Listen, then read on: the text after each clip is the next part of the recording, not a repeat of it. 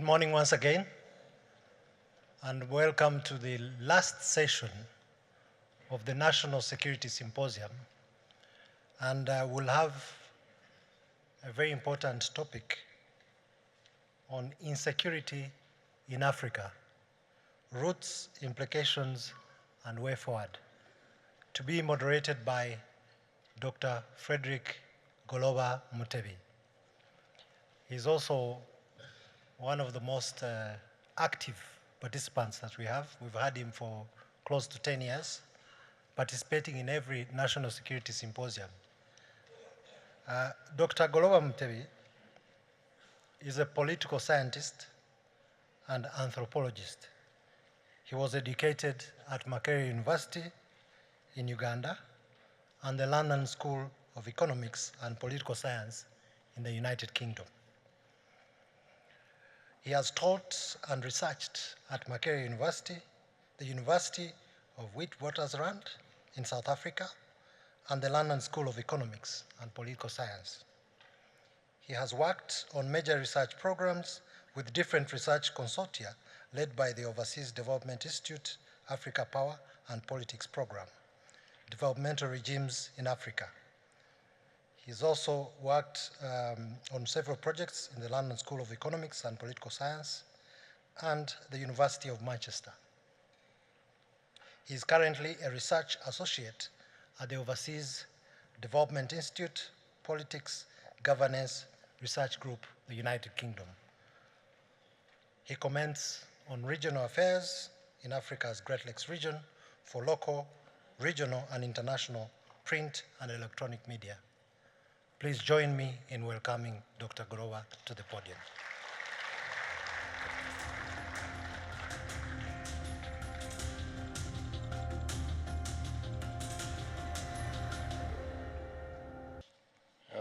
Dear distinguished participants in your various categories, welcome to this last session of the 12th edition of the National Security Symposium. I would like to thank the RDF, and in particular the Rwanda Defense Force Command and Staff College, who have kept inviting me to this symposium since its very early years, sometimes as a panelist, other times as a moderator, and on occasion as an informal resource person. For me, it is one of the highlights of my intellectual year ever since I left active academia about 10 years ago. Today, I have the privilege of chairing this session, which, like those that took place earlier, brings together distinguished and vastly experienced panelists to tell us about and help us think through the very important issue of security in Africa. Originally, we had been given about 3 hours during which to hold this discussion, but that has been slimmed down a little bit. So we shall have just slightly under 2 hours. The panelists and I did agree on how we are going to conduct this. And one of the things we agreed is that insecurity in Africa is a bit too broad. We are going to try and narrow it and refocus it and make it much more manageable. And so we are going to be looking at challenges to security, or security challenges in Africa. And we plan to look at this at 3 levels. First, violent criminality within countries. And here one could give the example for those, I'm sure many in this room are well traveled across the continent. There are countries in Africa where you arrive, in the capitals to be precise, and you're told that there are certain no-go areas in the city. They tell you after dark, don't go here, don't go here. it always suggests that the security establishment have ceded space to criminals. We would like to look at this and try to think about how things of this kind happen and how they could be prevented or dealt with. We shall also look at intercommunal violence and the causes and drivers behind it. And then lastly, perhaps more importantly, internal and cross-border insurgencies, of which we have so many in Africa. I'm reminded of a panel yesterday when the former Minister of Agriculture in Rwanda put up a map where she showed so many African countries in conflict. And that, I think, does point to what is happening across our continent. These are issues that need to be understood, but also solutions to which should be found. So the panelists today are going to help us to think through this and see how these things can be dealt with. Now, in terms of procedure, we shall be giving 10 to 15 minutes to each panelist to make their opening statements, and then we shall proceed from there with some interventions from the moderator, and then we shall open the discussion to those in the room. Now, very quickly, I want to move on to inviting the panelists today. And I'm going to start with Dr. Vincent Biruta, who is the Minister of Foreign Affairs of Rwanda. Dr. Biruta is a trained physician. He trained at Université Catholique de Louvain and also at the Université Libre de Bruxelles. Previously, he has been Minister for Environment, Minister for Natural Resources, Minister for Education, Minister for Public Works and Transport and Communication, Minister for Health, President of the Senate, and also President of the National Transitional Assembly. Dr. Biruta, you're welcome. Please join me in welcoming him to the podium.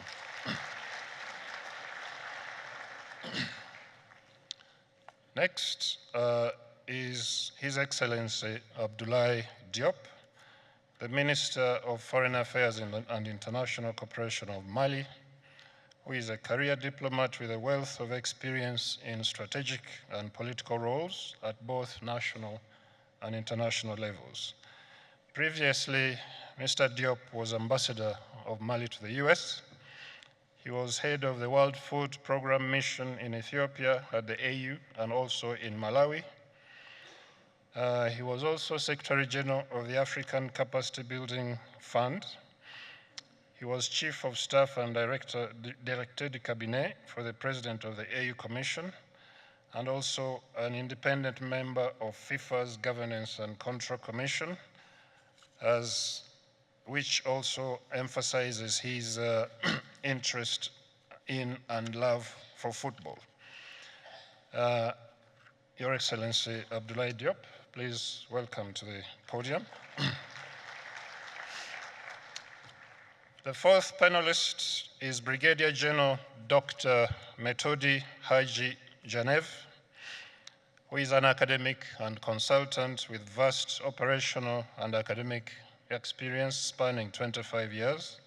He specializes in international relations, international security, and post-conflict nation building. His current work focuses on governance of security sector reform, cyber security, and cyber policy.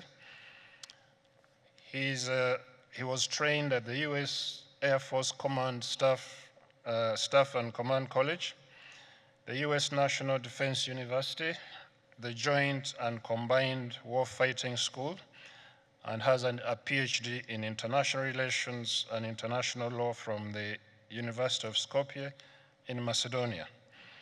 Previously, he was Macedonia's defense attaché in the US and also non-resident military advisor to the Macedonian mission at the UN. Last but not least, I will invite Mr. Tamuka Kagoro. Welcome to the podium. Mr. Kagoro is a member of the Pan-African movement, quite well known to arguably, I think, all of us in this room. He's a lawyer, entrepreneur, social justice activist, and has served in national, regional, and global leadership positions in the private sector, global philanthropy, and the United Nations. He has received many honors, one of which was from the World Economic Forum as a young global leader, from Yale University as World Fellow, and is also a partner in a leading law firm in Zimbabwe. Welcome, Mr. Kagoro.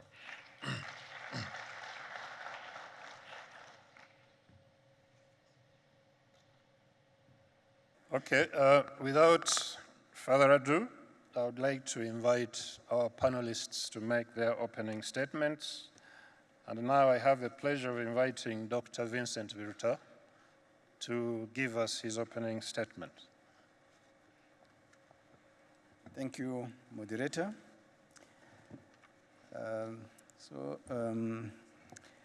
Let me start by saying that Africa faces a wide array of security challenges, including terrorism, insurgency, organized crime, cyber threats, intercommunal conflicts, and many others.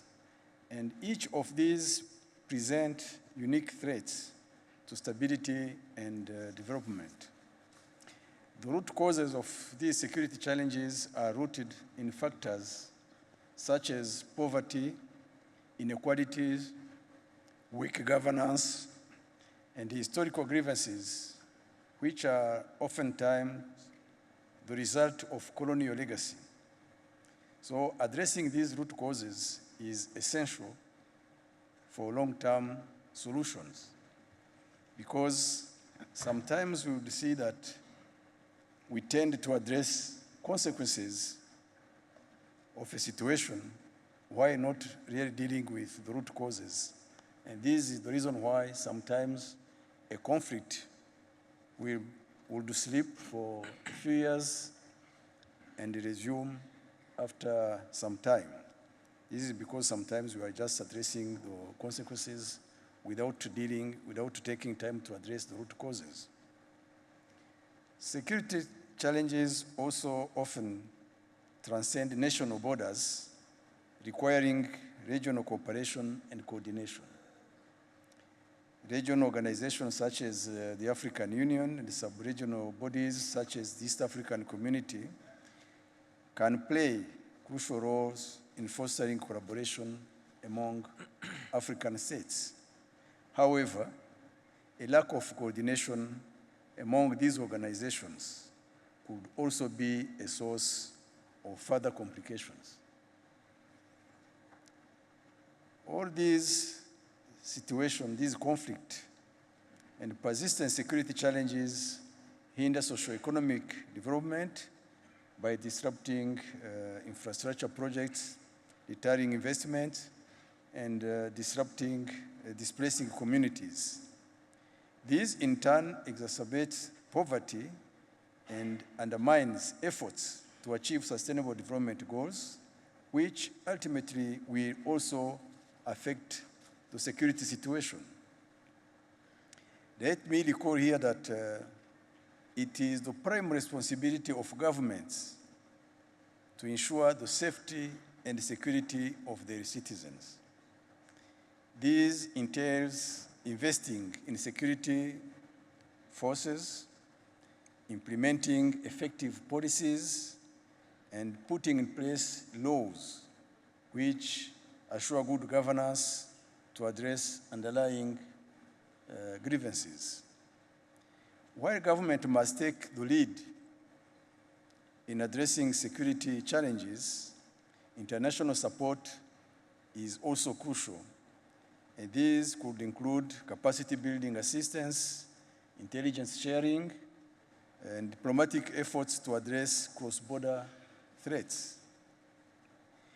Investing in preventive measures such as education, job creation, and community engagement is also crucial to help addressing the root causes of insecurity and reduce the likelihood of conflict. We need also to be inclusive in the solutions we implement and involve all segments of the society, including women, youth, and marginalized communities, starting from the stage of policy drafting and adopting. Their perspectives and experiences are essential for crafting effective and sustainable security policies. So addressing security challenges in Africa requires a long-term perspective and sustained commitment from governments, international partners, and civil society. The African Union has put in place some structures and policies to address security challenges on the continent, and I would mention only the African Peace and Security Architecture, whose the Peace and Security Council is the main pillar. Achieving complete security cannot be a quick fix, but is rather a complex and ongoing process. Security cannot be achieved only with the right policies and institutions. It requires constant monitoring and adjustment of measures in place. Thank you, Moderator. I'll stop here for now. Yeah, thank you, Dr. Biruta. We will move on quickly. I will ask my questions at the end of everyone's opening statement. Now, could we move on to Mr. Abdullahi, the Minister of Mali, please. Thank you, Moderator. Good morning to everybody. Let me start by, first of all, expressing the full solidarity of the people and the government of Mali with the people of the government and to the people and the government of Rwanda as you are celebrating the 30th anniversary of the genocide against the Tutsi, which to some extent also explained very well the topic we are trying to address. I want also to thank the Minister of Defense and the RDF College for extending this invitation to us. And of course, I convey to you greetings from Colonel Assimi Goïta, the President of the Transition of Mali.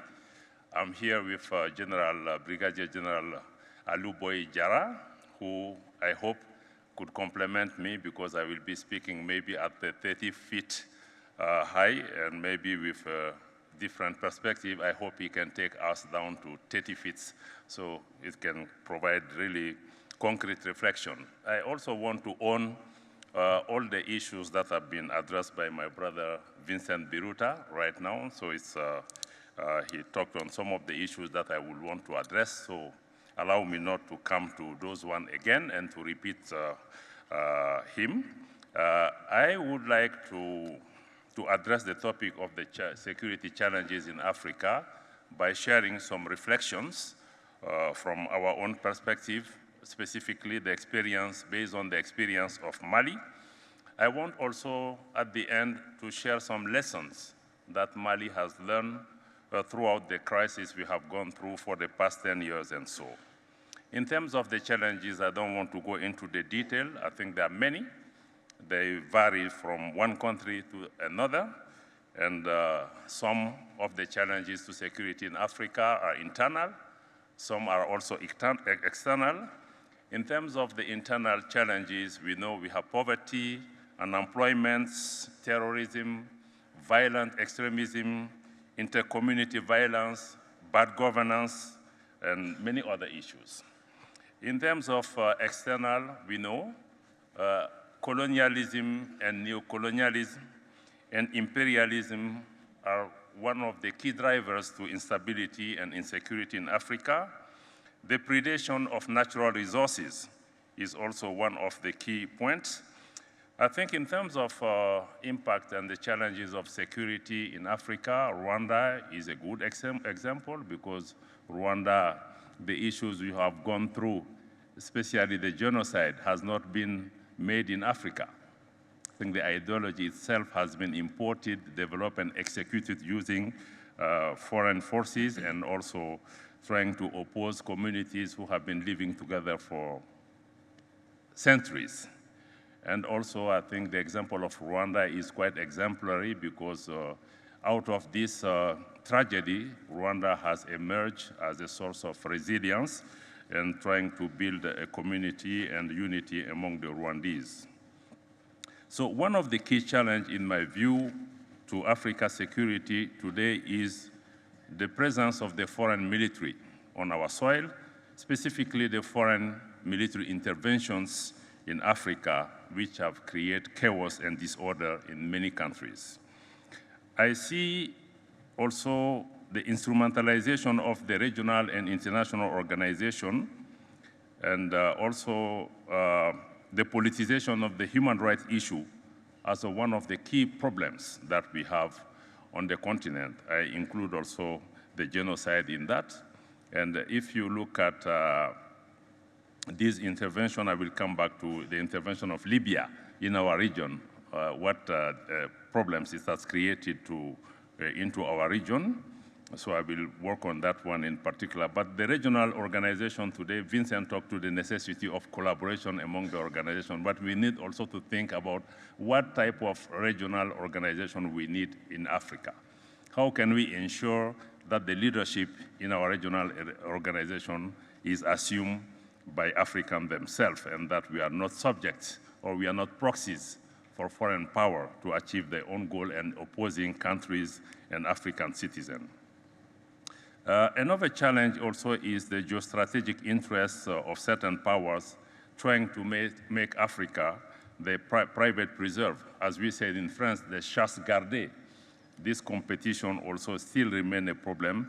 France in particular is one of the bad examples that we have, because if you compare today in Africa, the evolution or the political trajectory of Anglophones and Francophone countries, you will see that really Francophone remains still adolescent because they are hardly able to manage their own business. Another key issue I think has been also addressed by the previous panel by Dr. Kaberuka and others is the double standards. And sometimes I will call it even the hypocrisy of specifically international powers, Western powers in particular. If you look at the way they reacted to the Ukraine war is not the same that they did to the crisis in the Sahel, but human life has the same value. So why when we were in the G5 Sahel, we spent 10 years looking for 400 million euros, which we didn't get. In Ukraine, I think they spent billions in a week. This is also, even on the human rights issues, we see that really there is a double standards in looking at human rights issues, be it in Africa or elsewhere. You will clearly see what are the difference. But in summary of these causes, I see two main drivers. The first one is the governance, bad governance. I hope Brian and others will come maybe more extensively on that one. And the second one I see is the foreign interference. Based on Mali's experience, we think our major problem has been the NATO intervention in Libya, which in my view has not been well think through, well prepared, even well executed. For me, it's really a big geostrategic mistake, to say the few. Otherwise, I think the entire region has been thrown in the conflict because we want just to get rid of a leader. But it has been a game changer in our region, to say. It does not mean that we didn't have problems in Sahel or in Western Africa, but the major problem has been that when this intervention occurred, it has destabilized totally what we call the Sahel and West Africa for 10 years. And as a consequence, Mali lost about 60% of its territory. We had, I will go forward a bit. We had, as a consequence, the French military intervention in Mali. We have the UN for French intervention Barkhane, they spent about 2 million euros per day for over 10 years. UN mission MINUSMA was spending $1.3 billion per year over 10 years. The result is a failure, to be blunt. It was not a success, due in part of the lack of sincerity of the partner, specifically France, who has been playing duplicity toward Malians, and also regarding the UN, it was the inadaptation of the peacekeeping force, which has been deployed to maintain peace in an area where there is no peace to be kept. I'm quoting the UN Secretary General itself, because our major threat is an asymmetric threat, not to mediate between two warring parties. So when President Goïta and the team came into the power, they have decided we need to get out of this paradigm, otherwise we will spend the 100 years in this problem. We have decided to go into paradigm shift, because mostly the security in Mali for the past 20 years or so has been built under the foreign presence, which has been a failure, as I said. We said, okay, let's go to the basic to put the security of the Malians in the hands of the Malian. Malians should be responsible for their security, die for their country, preserve their sovereignty and the unity of the country. We have made significant investment in building the capacity of the army, having a new vision for our army, a new strategy. Today we are spending 1/4 of our budget in the military because we have no choice. As a consequence today, Mali, who has lost 60% of the territory down the road, with our own meager resources, we have been able to retake Kidal, which has been not under the control of the government for the past 10 years, and many other areas.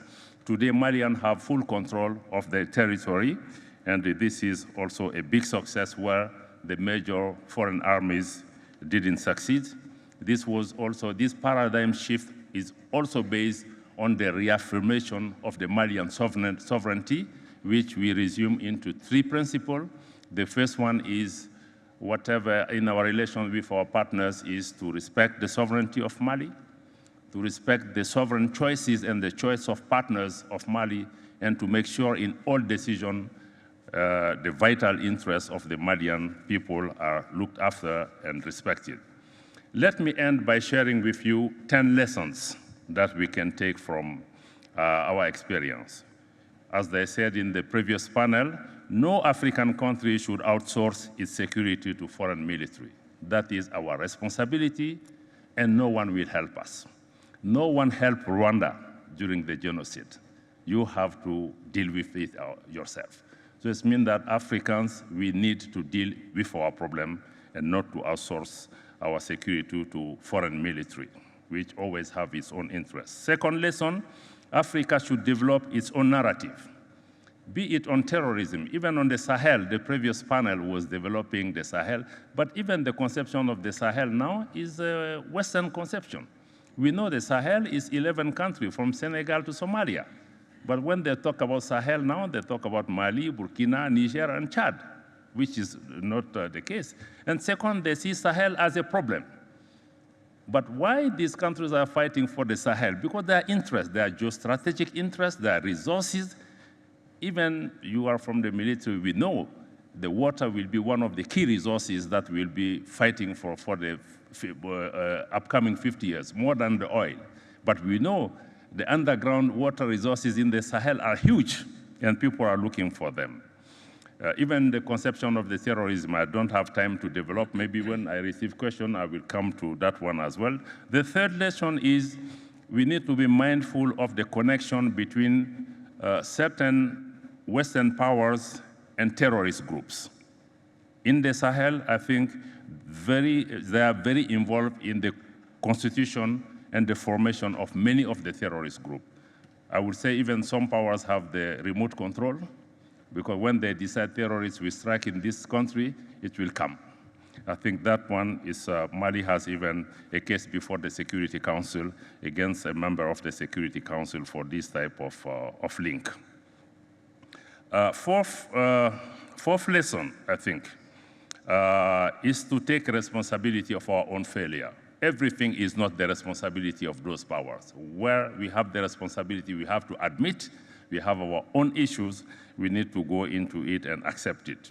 The fifth is to provide our own solution. As they said in the previous panel on the economic issues, I think for the security, for the defense of our country, we need to provide our own solution.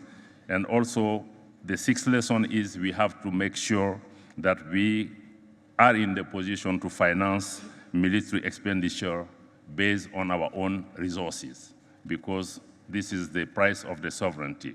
The seventh lesson is to transform our regional organization and to establish mechanism whose leadership is truly African and shelter from foreign interference. We have established between Mali, Burkina, and Niger, the alliance of the Sahel states. Maybe in the question, if I have time, I can develop this new dynamic to count on ourselves to have an organization which is not funded by others, where the leadership is on our own, and we are also working for the interests of our people. 8, the political and institutional reform are also necessary in rebuilding our states. Following on the previous panel, I think security problems are mainly and foremost economic problems. We need to transform our economies to benefit the majority of our people, the majority being women and our youth. This is a national security issue for us. The last issue is to get Africa voice, Africa weight, and to make sure that Africa sits at the table. The previous panel was saying that Africa should be on the table. No, Africa should be at the table, but as my friend Lumumba said, not as a menu, but Africa has to be the cook. It has to be an active cook also to bring the experience of Africa at the table. So I will just stop there. Maybe with the questions, I will be able to develop some of these issues, but we have first and foremost to count on ourselves to tackle the security challenges of Africa. Okay, thank you very much, Your Excellency. Could we now move on to Dr. Haji Yanev? Okay, thank you very much.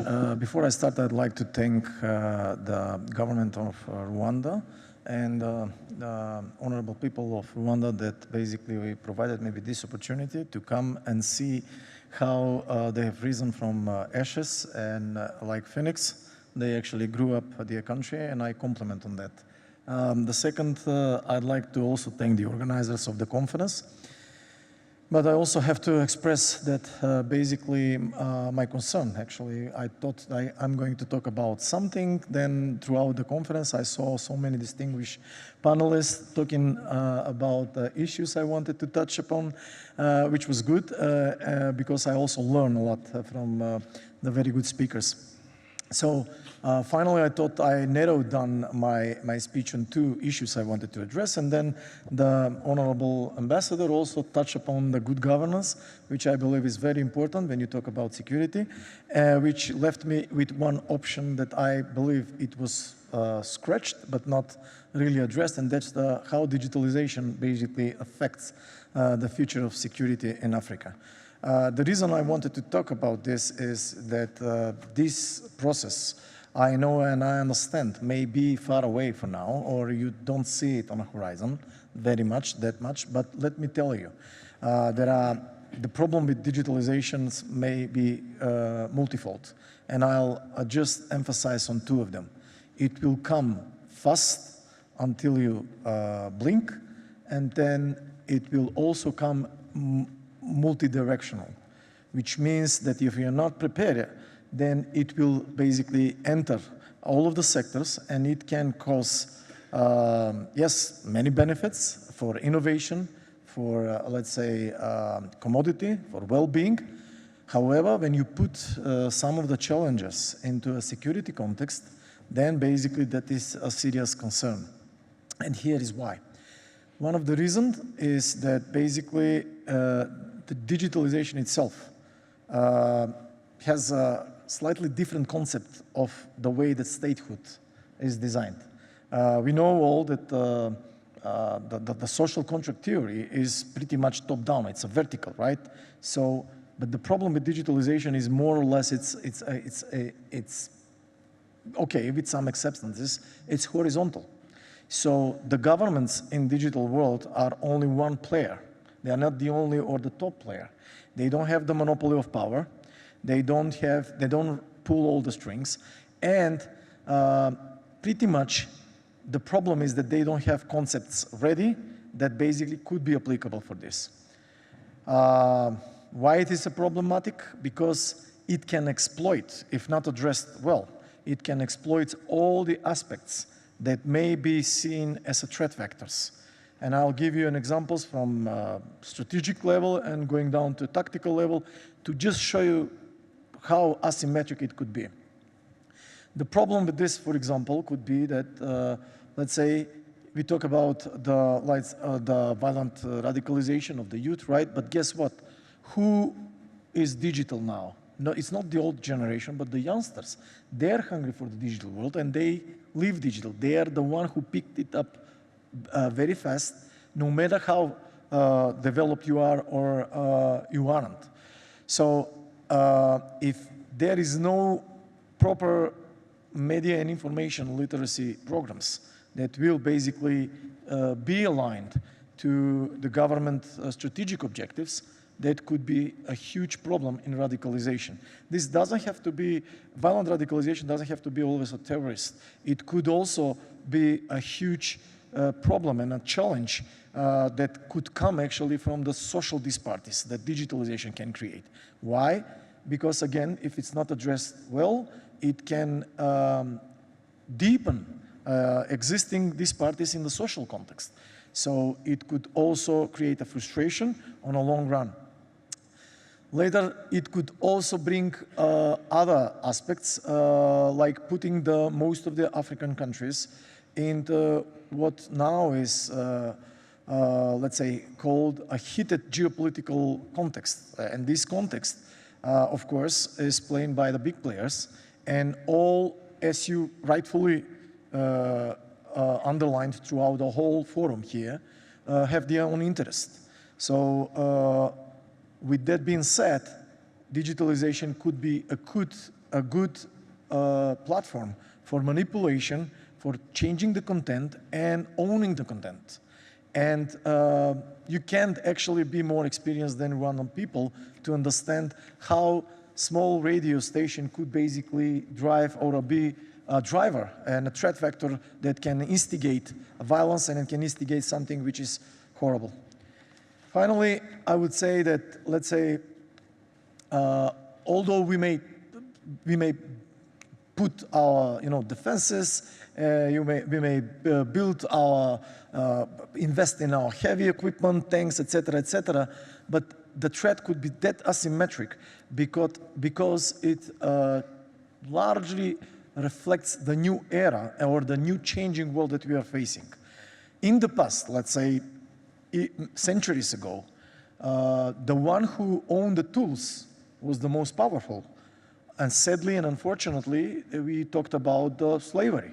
Then someone clever says, okay, I'll give you the tools, but I will own the land. We entered the feudalism, right? Then someone clever came and says, okay, I'll give you the land, I'll give you the tools, but I'll keep the capital. Today, my friend, we have people that say, okay, I'll give you the land, I'll give you the capital, I'll give you even the tools, and these are the tools, I'll give you the tools, I'll hold the information. So now we are at the stage where digitalization empowered individuals to become sovereign and to accumulate power that only in the past was reserved to, let's say, states. The problem with this is that the concepts, security concepts that are designed out there and we tend to implement are designed for the nation states and international organizations that they have formed as a subject of these rules, regulations, etc. Not for the objects, because you can't hold objects accountable under these regulations. And the asymmetry now is very dangerous because accumulating this power they are able now to dictate their own policies in their own interest. Put into the, let's say, foreign investments context, put into the critical infrastructure protection context. I understand the logic of, outsourcing this because of efficiency, because effectiveness, etc., but the problem here is that most of these individuals or organizations, corporates, are not bound by citizenship or statehood. They are bound by profit. They are bound by their own interests. And this creates infringements in creating policies. So this new world actually allowed them unprecedented ability or trajectory to advance in their strategic ends with, let's say, a very, very short period of time, and they could be able to move things in a very fast pace and in a great volume. That means they can mobilize youth, they can instigate, let's say, through disinformation, they can instigate asymmetric threats that you will never dream of.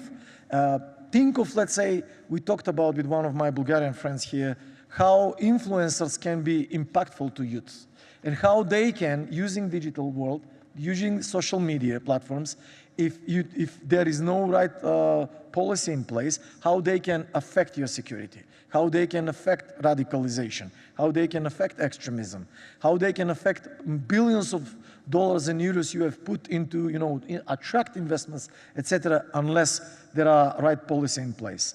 And last but not least, let me ask you, and please share with me, I just want to test something. How many of you in the audience there, even wearing a uniform, have the social media, let's say, platforms such as WhatsApp for communication?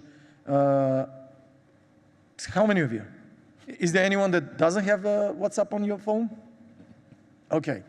How many of you now, think of this, have set up your app not to download directly the picture? If I send the picture to you, most of the apps are basically designed when you download them that they put this on your hard disk or directly on your phone.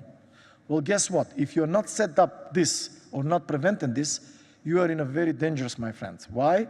Because you can be hacked. And this could be a minister, this could be a general, this could be a future minister. If I hacked you and if I collect all the data I want, then that's a power.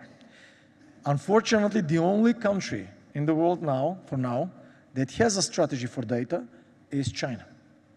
And they are doing it correctly. And I think when addressing, I think it was a few years ago, when Putin was addressing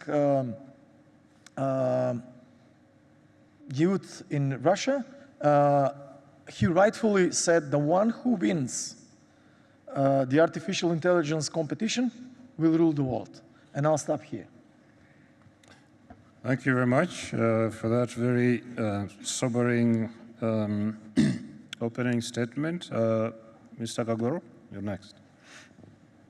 I think ideally I should say amen and we end the prayer and we go home.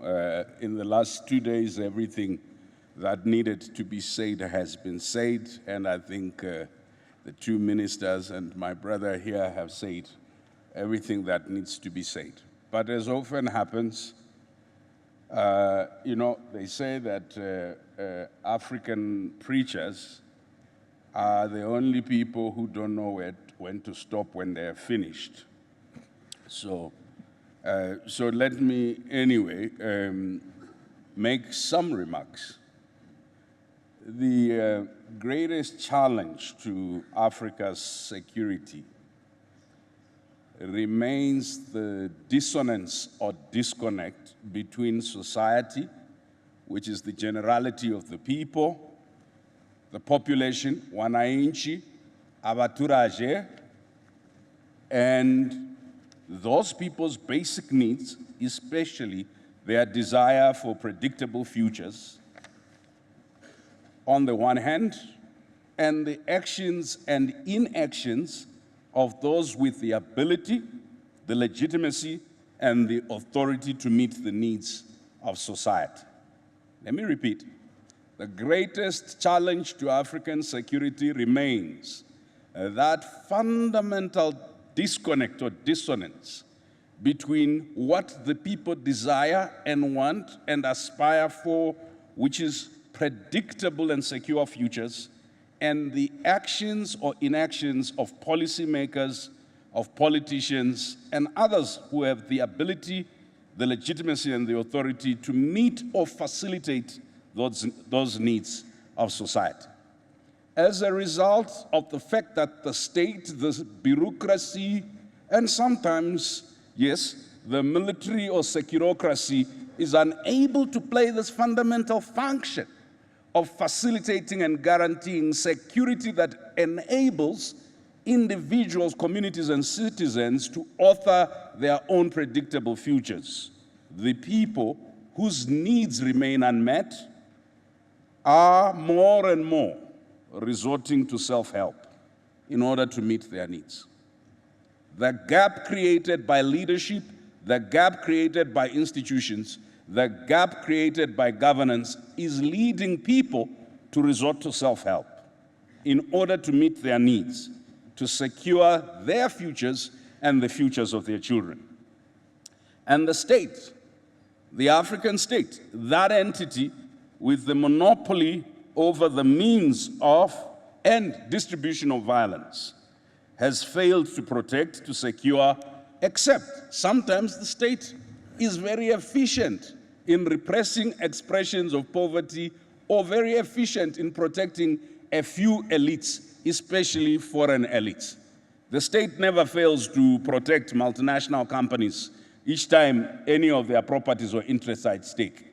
But the state sometimes grows amnesia when there is a threat to poor people or the poorest of the people.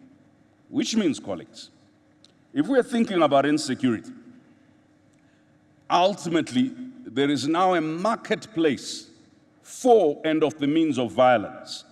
And the merchants in that marketplace are drawn from various levels of society, including the global. For example, in some of the countries that are listening to me now, there are now local militias or defense units.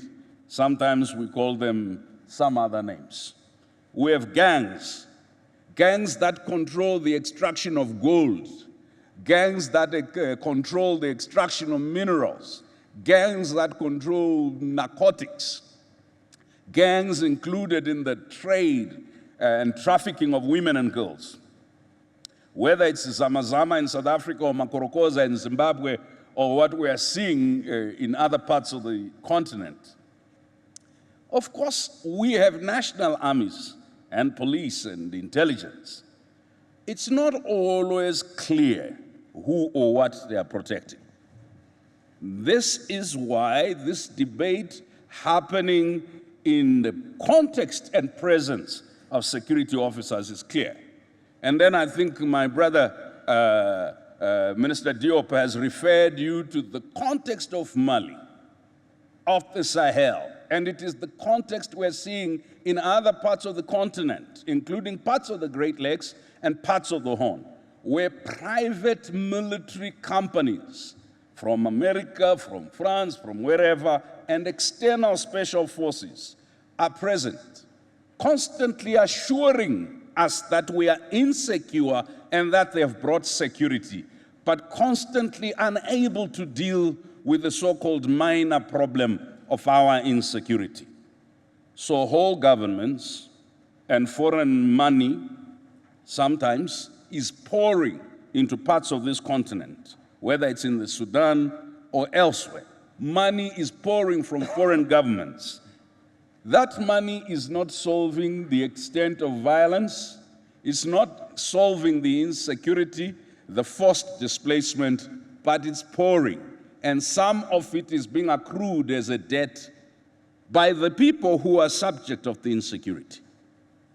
The one thing, though, that as my brother Minister Diop will tell you, even in this period of uncertainty on whether a foreign army's presence and special forces and private military companies was assuring any form of security, The one thing that remained secure was the gold moving out of our countries unprocessed, was the ore, the critical minerals, were things that were being taken. So I constantly really just come to remind, since these are generals, one has to be a respectful civilian and simply say, esteemed members of the security forces and diplomats, stop sleepwalking. Africa's insecurity or security challenges in Africa, often we are then brought into, I call it a Premier League of pettiness, Minister. You know, they tell you the reason why these people are fighting is because of tribalism, Islam, Christianity, pastoralism, and etc. I say, and they just started fighting some more the minute you discovered gold, the minute you discovered chrome, the minute you discovered cobalt. Somehow, tribalism amongst illiterate and semi-literate people in my country has ratcheted up. Hey, my people, book illiterate, chrome literate. This coincidence does not work well. It's important for us to remember that tech and social media is fueling this marketplace of violence, the marketplace of discontent through misinformation and disinformation, as you have said, but also through production of content. So in essence, insecurity is highly diffused, whether you're talking at a country level or at a sub-regional or regional level, but also highly interconnected, right? So these violent criminals, whether it's intercommunal violence or internal and cross-border, it's very much interconnected. Which means, and talking to a few generals over tea breaks, everybody appreciates this. Military solutions, guns, bombs, grenades, will not solve as an insecurity problem constructed around complex geopolitical, geoeconomic, and also extractivist interests. It essentially means part of what we have seen African militaries do when they were liberation armies, when they became armies, which is the whole of society approach to security, remains the answer. And I liked what you said, Minister Diop. We cannot subcontract or sublet our security to someone else, especially someone else who has an interest in ensuring they are able to get our minerals and our underground water at a price that's affordable or at no price or in exchange for guns and offering security. So we need to understand the society needs better and how society express their needs. I'm always mindful, sir, that when my parents were fighting for the liberation of my country, they were called terrorists. And I'm always mindful when it comes to this naming and labeling, that we don't end up in an overly simplistic concept of everything being terrorism. The greatest terror caused in our country is often by elites in the bureaucracy, in government, and I dare say it, in security, who get into cahoots with foreign interests and are willing to sell their children, great-grandchildren, and grandmothers in exchange for expensive cars, for investments overseas, for little shiny trinket, never factories that produce, never productive economy sectors, but trinkets that distinguish them as natives who did not transcend into understanding economy. I wish to call this what it is. It's not just greed. It's a splendid display of foolishness. Because it seems to me we're exploited on the basis, first, of ignorance. And Minister, you know, very few African countries have satellites. And even when we collectively, and my elder brother, Dr. Kaberuka will tell you this, when there was a desire to actually ensure that you have your own satellites to help you with all sorts of data of intelligence and also gathering. it was torpedoed by some of our own people who said it's too expensive. And yet for us to understand what's happening in our geospatial space, even underground, to know how many or how much minerals we have, we now have to go to those that have the technology. So clearly, how do you do liberation when you depend on funding to do it, you depend on external data to do it, you depend on external expertise to do it, you depend on external technology to do it. I am not saying you should never use external resources and technology. I'm simply saying, if over the next 100 years, there is a desire for a liberated Africa that is truly sovereign, the one terrain of contestation remains: the capacity to produce content and strategic data and have repositories where you can store it. I think it was Dr. Keberuka in the earlier session who talked about the contest over production of genome data. It has now been discovered that the African gene, or the black gene, possesses a lot of solutions to both current and future global health challenges. So there is a contest over our genes.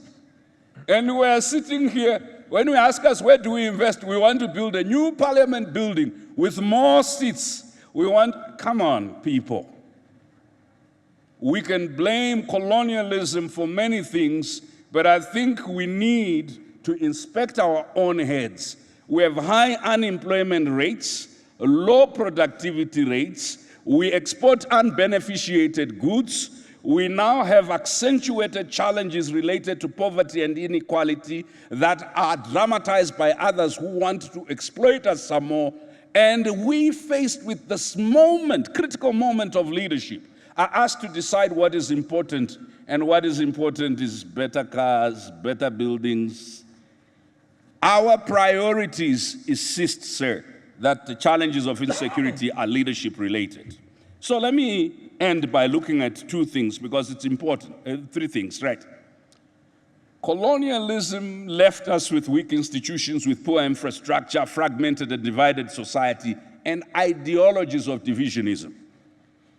Colonialism called it divide and conquer. But in the immediate post-independence, it's divide, loot, divide, decimate, divide, extract, divide, and aid. You create a cyclical dependency, intellectual dependency, economic dependency, political dependency, security dependency. So that when you want to do your own security, you have to go external. When you want to do your own economy, you have to go external. When you want to do your own science, you have to go external. When you want to produce data, you have to go external. Now, tell me something. I am a very proud African, as you know. I have spent the last 30 years preaching Pan-Africanism. Dr. Keberuka, what is Pan-Africanism without capacity to produce own liberation? What is Pan-Africanism without the capacity to think for yourself, to project the future through science, and etc.? So the arbitrary borders are only a problem, and globalization is only a problem because of the challenge. I want to end by saying, when you talked about cybersecurity, poverty,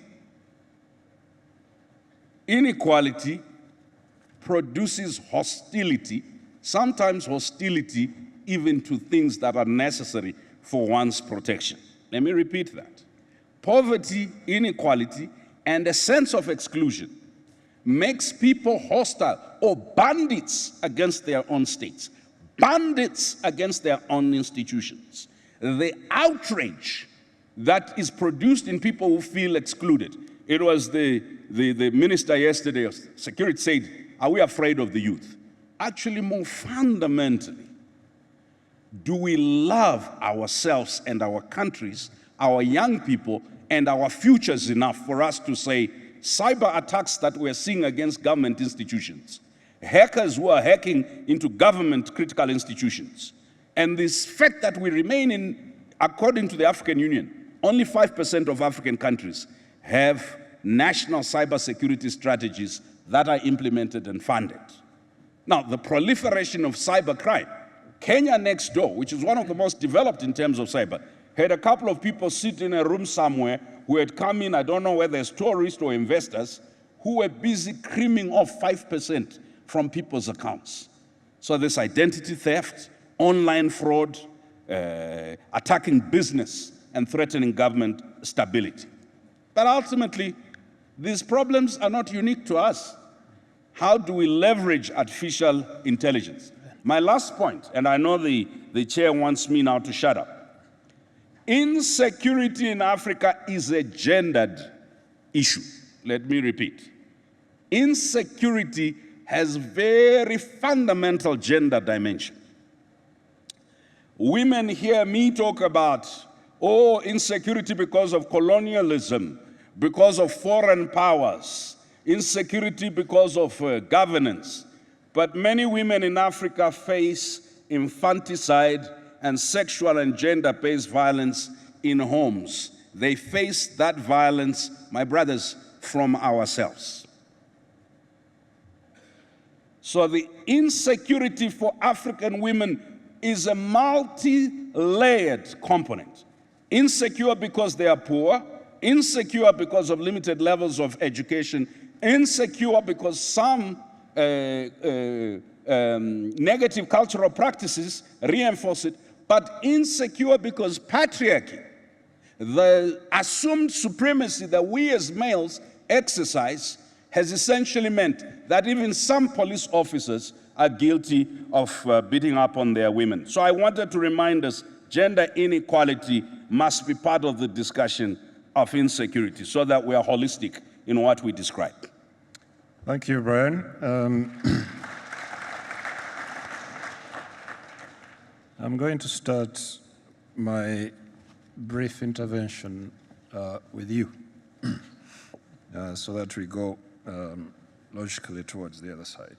Now, you raised the important issue of the disconnect between the desires and aspirations of ordinary Africans and the behavior of the people that lead them. Now, as a young student, I was a graduate student during that time when certain forms of governance were being sold to Africa, one of which is competitive multipartyism. Now, if we agree that since democracy came back to Africa in the late 1980s, early 90s, that we still have governments where this disconnect between the behavior of people in power and the aspirations of their citizens continue, I think that we have a conundrum that we need to resolve. What kind of governance, what kind of governments do we need to correct this? Now, before you answer this, I was recently in a country led by a monarch, an unelected monarch. And my observations there suggested to me that this is a person who seems to be, or this is a person who leads a government that seems to have its sense of responsibility really well thought out. They seem to do the right thing for their citizens, but they're not elected. Now, in Africa, we have elections, regular elections, but still the governments we elect do not respond to the aspirations of their citizens. What's the answer to this? And I agree with you that this is a cause of insecurity, especially the internal insecurity I mentioned in the form of violent criminality. You may know, my brother, that I have a particularly strong position that says, let's not conflate electoralism with democracy. Let's not conflate Western liberal democracy with democracy. The apartheid state in South Africa held free, fair, and regular elections where black people were not really included. This is how black people were included. They were asked amongst themselves in a black voter's roll to hold their own elections. So technically speaking, if you just are ticking boxes of liberal democracy, apartheid, that evil system, racist system, was a democratic system. In Rhodesia, now Zimbabwe, where I belong, where I was born, the Rhodesian government had an A voters roll, B voters roll, multi-parties. White parties contested for power. The tyranny of this lies in this. You will have people go to the extreme and say democracy doesn't work. No, they are talking about a particular type of democracy. Our people have proverbs. Let me give you one in Shona. Brian, I'm going to have to cut you short. Okay, you want to state... I'm driving towards thinking about how you address this situation. Yeah, I hear you, but first, the premise you had used is wrong. So that's why I wanted to debunk it, that if the premise you are using is that we have one system which has performed or not, I'm saying that premise is wrong, historically. For me, there is a simple issue. Governance has to be inclusive, it has to be participatory. People have to have a voice. But let me say the Shona proverb that you didn't want to hear. It says, "Mwana asingacheme anofira mbereko." The baby that does not cry dies in the mother's, the crib we used to carry babies on the back. The idea in our society was always you must create the safety valves to hear what abaturaje, to hear what wananchi, to hear what abantu want to say. A governance system that creates accountability and responsibility for those that hold public office with consequences. So it's not enough to elect people, they fool around for 5 years, there are no consequences in the system. So the unique and fundamental sense of urgency that needs to be brought to African governance is that responsibility and accountability are necessary concomitants of power. Otherwise, we can hold power in perpetuity, do not deliver anything for the citizens, are not accountable for how we use public resources, and are not responsible for the consequences of our dalliance with all sorts of external actors. Okay, so that's a simple answer. All right, thank you, Brian. This is not just a challenge for Brian. When we open up this discussion, I think that this is an issue we as Africans need to think about. How do we create accountable governments that do not preside over situations where violent criminality becomes the response? What Brian said, when people are deprived, they create forms of self-help. How do we address this? Now, to Dr. Haji Genève, this whole issue of digitalization or artificial intelligence. Now, increasingly, as other panelists said, human rights as an issue has become politicized and instrumentalized. Now, if we agree that, say, for instance, social media pose a threat to stability sometimes, we have had instances where governments shut down the internet. Say, when, for instance, we are having election campaigns. And that has usually been portrayed as a violation of human rights. We have heard where people record videos and post them on YouTube with messages that are potentially inciting of violence. And again, when these people are arrested, prosecuted, locked up, governments are condemned for violating human rights. How does one deal with situations like these to prevent potential threats to stability? Well, that's a very good question. This is why I think it was important to address digitalization, because of issues like you explained and what the generous panelists also discussed. What I think is important, and that goes against the governance, good governance, which basically needs to nurture good leadership. And when I run a good governance in a social security reform, I try to use a comparison and I try to simplify things, because sometimes I work with the people that needs simple answers. And I use this example. Take Lord of the Rings. It's a nice book, right? It's about the ring. consider the ring as the power of governance, right? Everybody around Frodo, who is the promised guy that will basically not be diluted by the evil power of power, is good. So we have a lot of good people, right? But all of the sudden, we all bear our weaknesses because we have all our prejudice. So the investment is in the future. And if you don't develop, and if you don't start building proper, let's say, policies that will invest in the future leaders, and we to protect them with good governance, focusing on transparency, accountability, effectiveness, and efficiency, we are not going to succeed. Why I say we? Because when I hear you, I hear most of I come from Southeastern Europe, totally the same issues. Problems with identity, problems with outsourcing our policy, problem with outsourcing what I call engineering democracy. When you manipulate, when you engineer democracy, when you say, yes, it's democratic. Problems with double standards.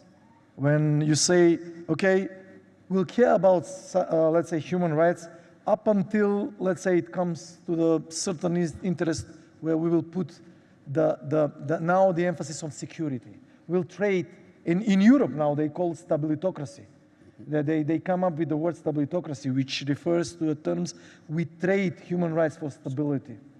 And we betray human rights for stability. In digital world, this is even more dangerous, as I explained, because this could be easily manipulated. You mentioned artificial intelligence. It's not just artificial intelligence. Take a deep fake videos. This is very also dangerous. Recently, a few months ago, a company was twisted and accountant in that company wired legally over $20 million to a conference of what she believed is a real-life conference, except that all in the conference, except her, were artificial intelligence, emulating or creating the CEO. So she believed, she recorded this, she believed that she is in a conference with legitimate CEOs, and she pressed the button and wired the money. So imagine now, turn this into a policy and turn this into a youth, turn this into a, let's say, segregated youth that they see as inequality just because someone, because of the status, because of the belonging, of the social belonging, can have more access to this, and they don't. So I believe that this is the future, and it belongs it basically starts with us and ends with us. But the future is in our children, in our youth, if we don't develop policies that will balance this advancement, okay, and security, and protect human rights, I think we will end up in a very dark world, I'm afraid.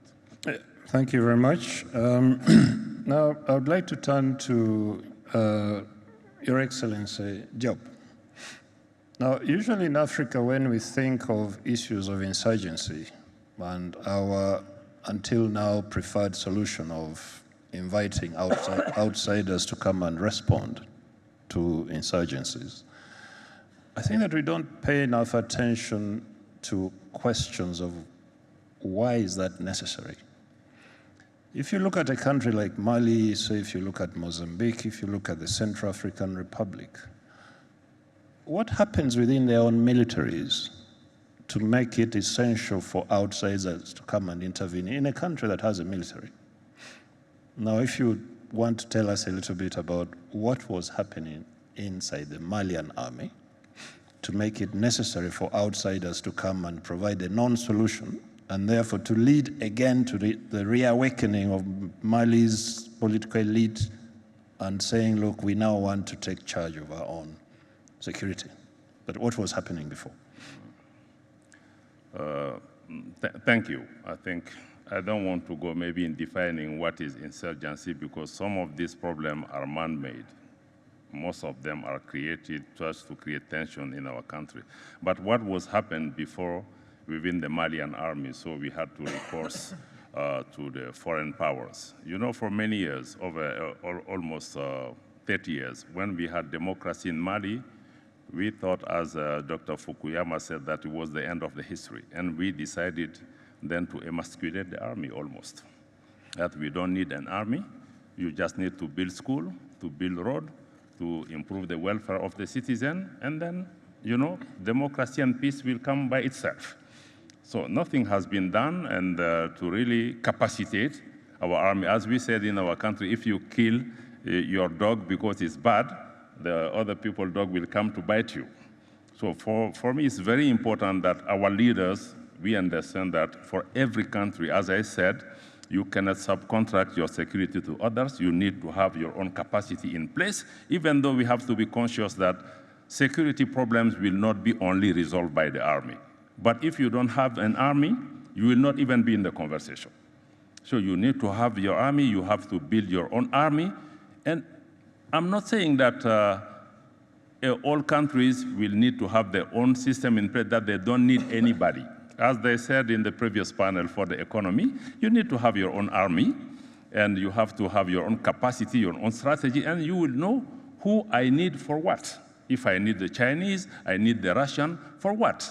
So in my view, you need to have, because there was a plan to really destroy our army, we need to come back now to understand that we need to have our own capacity. Not only at the national level also, we have to be mindful. Even if every country has a perfect army, in Africa today, we don't have any regional military capacity. I know countries, outside countries like the size of South Africa, are coming to help the entire continent on the military issues. We have a problem. When we had issues in the Sahel, when we belonged to the G5 Sahel, as I said previously, Rwanda has been the only country to give us $1 million. But Rwanda is not the wealthiest country in Africa.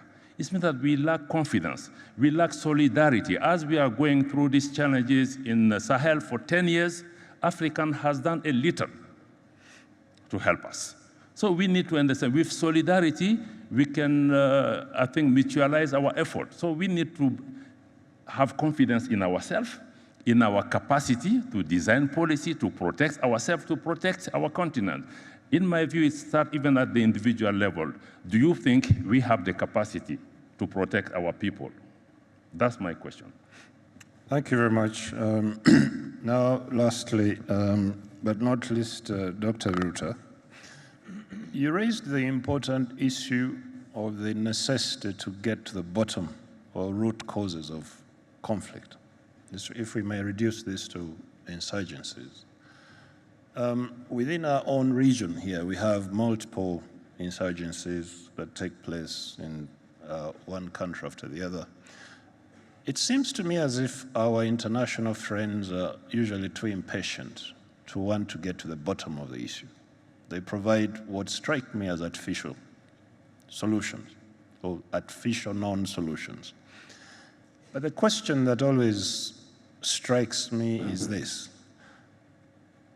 If we realize that we need to get to the bottom of these, the root causes of these conflicts, why has it become so difficult for us to do that? Because we have insurgencies that have lasted 2 decades, even more. Within us as Africans, and if one may use this slogan that we love to use, African solutions to Africa's problems, we have set up standby brigades, we have set up the Africa Peace and Security Architecture and all these things. They don't seem to work. As somebody who sits in those meetings where these things get discussed, why do we Africans usually seem to be paralyzed when it comes to solving our own security issues? Thank you. For us to address the root causes of all these conflicts, we would not even need armies or foreign intervention, because some of these issues are related to the leadership, to governance issues, and if we need to address them, we just need to, first of all, to acknowledge them, to agree that those are the root causes, to agree, we define them, and then we sit and we address them by just having a dialogue. And if we ourselves, I mean the concerned countries or concerned government, don't have the leadership which is able to agree on the root causes of a certain situation, then it will become very difficult for us to address them. So we could not blame external actors who are trying to give us solutions, but sometimes are just dealing with the consequences of the situation when we know very well the root causes. So it comes back to the leadership, it comes back to the governance, it comes back to the responsibilities of our governments to be really in charge of the security of our people and our countries. So once again, we need responsible governments. We need responsible leaders who are able to look at those root causes because they are known. If we, for example, if we look at our own region, the situation in Eastern DRC, the root causes are known, and we don't even disagree on that issue. But the political will to address those root causes is the problem. And it is where issues of leadership come in.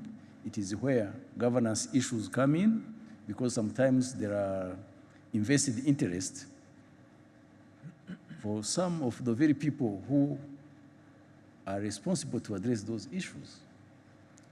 We talked about mining, about access to resources, and so on and so forth. If those leaders who should address those root causes are involved in illegal mining or are the ones who are running these various armed groups, how do you expect them to just to invest efforts in ending that very situation which is benefiting them? So it is all this. I think we need to own our own problems and to just take the leadership in addressing them. Otherwise, if we understand them, but you don't have the courage, the political will to deal with them, and we outsource the solutions to others, those others will probably bring wrong solutions to us. Thank you. Thank you very much. Before I open up the discussion, I have a special request from the Chief of Staff of the Malian Air Force to make a brief intervention, particularly, but not specifically restricted to what the minister seemed to refer to him. And perhaps you may also want to address the issue he raised, what was happening in the Malian army. For Mali to need external intervention to try and defeat what was essentially an internal security problem. Please, that microphone, the officers here. Thank you, moderator. Good morning, everybody. I'm General Aluboy Jara, Chief of Staff of the Malian Air Force, and I would like first to express my gratitude for the opportunity to be here and exchange with such a highly distinguished group of professionals. I would also like to thank the moderator for the question you asked Minister Diop and giving me the lead for me to expand a bit on what he said. After the high level of the remarks that we just heard from the panel, for me to make any significant or important contribution, I thought that I should take it down to a lower level and specifically address the officers of this distinguished Command and Staff College of the Rwanda Defense Force. So I'll try to share my observations and my experience from my time as the Chief of Staff of the Malian Air Force during what is probably one of the most crucial periods in the history of my country. You know, when I was myself a student at the Senior Command and Staff College in Nigeria a while back, we had similar events where we were made to think about those issues in Africa, especially security issues, and try to think about solutions. And at that time, I was far from imagining that I would find myself so soon in the middle of those kind of strategic decisions and participate in what will determine the future of 22 million people. So I'll urge the officers here to value the knowledge, the ideas, and the critical thinking skills that they are getting out of this school. My recent experience confirmed to me that war and national security issues in general is first and foremost an intellectual struggle. I can't speak here at the Command Staff College without bringing my quotes of famous strategic thinkers. It's a tradition in our military schools. So I'd say, first, know yourself and know your enemy. And in 1,000 battles, you will not know defeat. Sun Tzu said that. Also, we know that the most important duty of a leader when going to war is to first decide the nature of the war he's embarking on. What does that mean?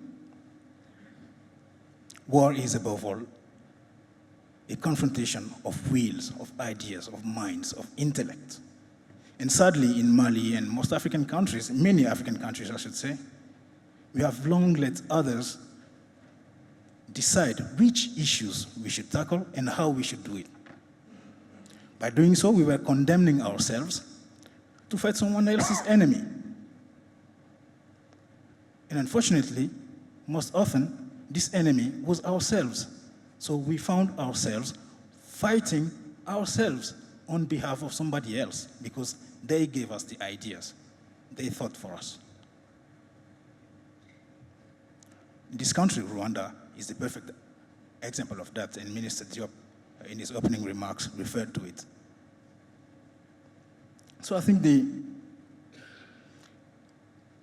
this problem, so for 10 years, my country was under occupation. On one side, it was occupied by a coalition of terrorist groups, and on the other side, it was occupied by a coalition of international forces who came in to help. And as we heard, outsourcing your national security issues is not the solution. In fact, it is the most painful path toward defeat. And this is what happened to us. And once you understand that, you know the power of narratives. We were made, as the minister just said, we were made to believe that we were too poor to sustain an army.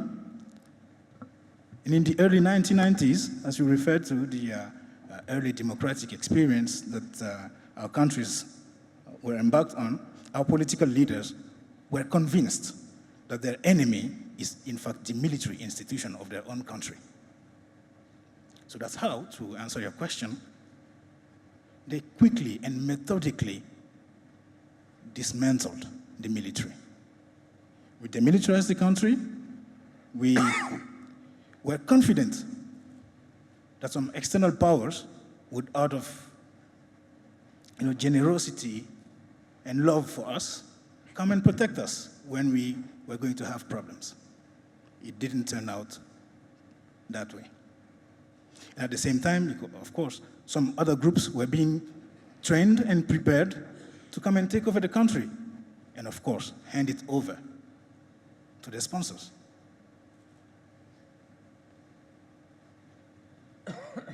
So, but would you believe that for a long time, the uniform we wore were outsourced from France, from French companies? The food we give our military, the MREs, the combat rations, were outsourced. Someone said that an army marches on its belly, or actually, or on its stomach, he said, he corrected. We were marching on someone else's food. How can you have a strong, effective military in that situation?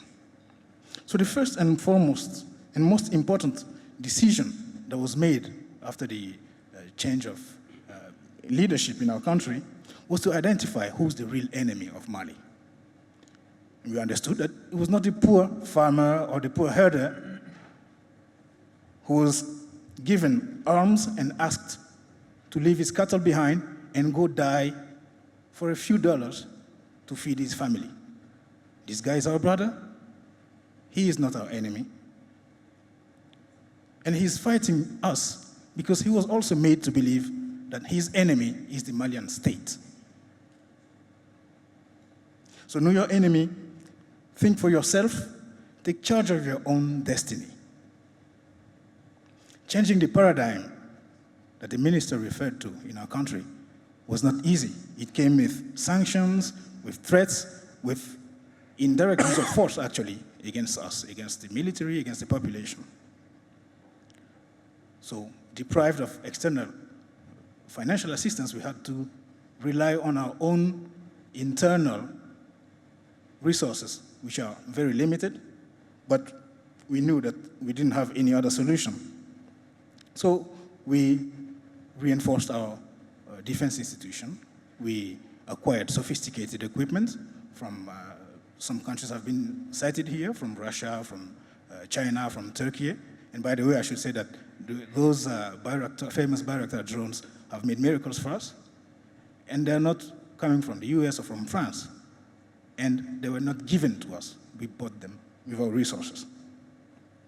So the 25% of the budget that goes to the military is lost for investments in education, in agriculture, in the energy sector. Currently, Mali is facing a huge energy crisis. So that money that goes in the military today is lost for all those other sectors, but it's a necessity. It's a fundamental prerequisite for us to be able to rebuild again those vital sectors. So in taking back control of our country, we did not use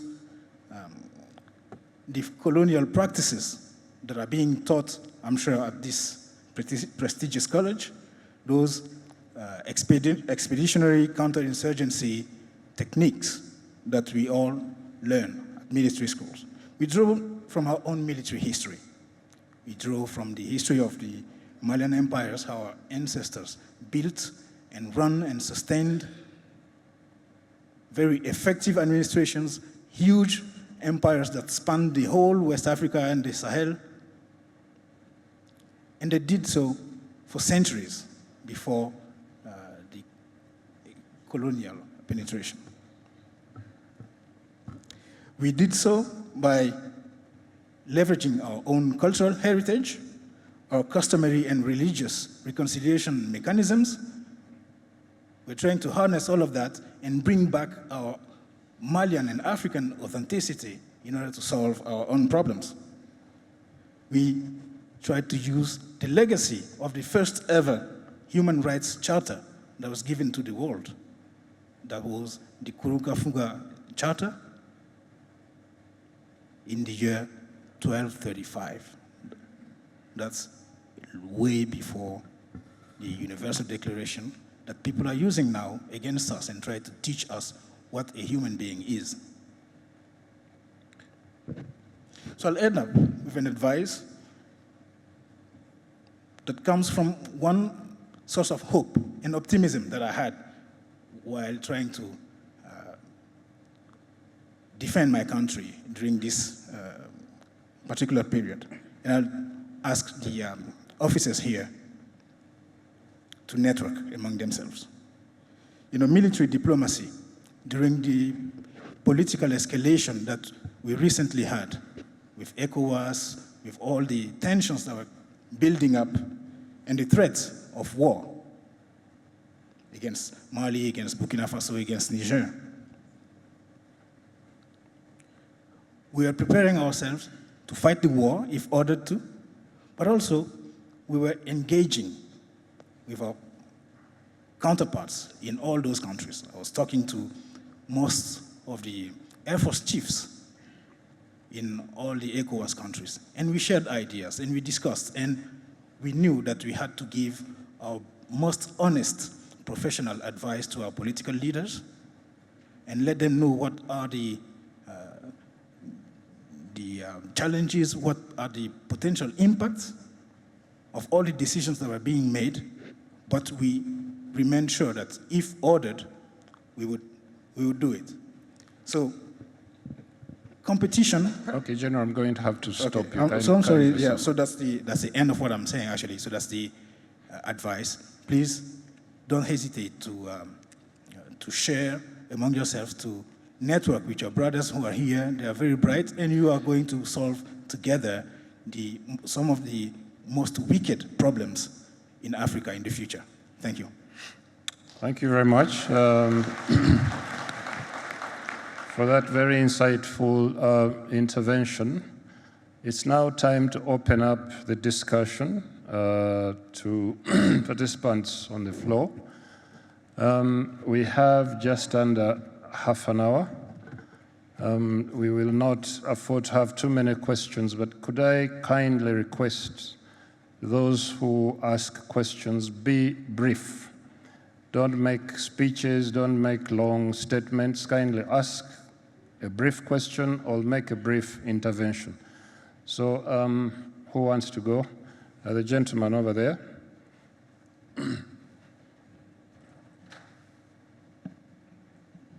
Thank you.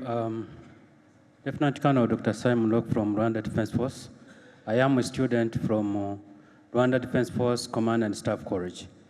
My question is about the industrial revolutions. The fourth one that is happening, driven by artificial intelligence, is proving to be a pivotal for the development of different countries. What could Africa do not to remain behind like in the last 3 industrial revolutions? Thank you. Thank you.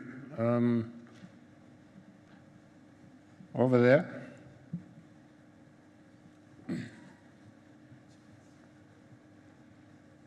Thank you. Just about at the time that this symposium was about to start, we saw on CNN, Amanpour, the prosecutor from the International Criminal Court, ICC, revealing that the ICC had been created for Africans. So one of the threats that Africans are dealing with also, or hanging on their heads, is this international justice and the way policing is being done on Africans. So, combined with that, what is happening, the whole crisis that is happening in Europe has, of course, an impact on Africa, and of course on crises which are going on at the moment, at this time, like in our region. And we have powers fighting for resources there, and it impacts us. So just if anyone can comment on this one, because everything is combined. Some people that we thought had values apparently had other plans. Thank you. Okay, over here at the front.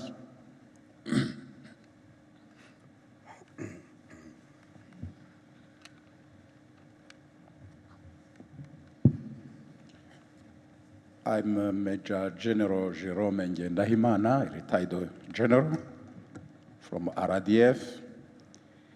Honorable Abdoulaye Diop talked about African solidarity in addressing security challenges on our continent. My concern is about immigration to Europe, especially of our African youth, and the deaths that result mainly in Mediterranean Sea. My question is addressed to both our honorable ministers. Is there any concerted mechanism response to this issue at AU level? Thank you. Thank you. Could we just have one other question for this round? In front here.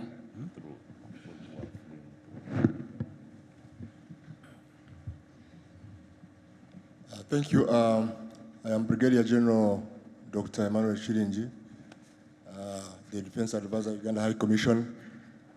First of all, I really take this opportunity to thank the panelists for the rich insight about this topic.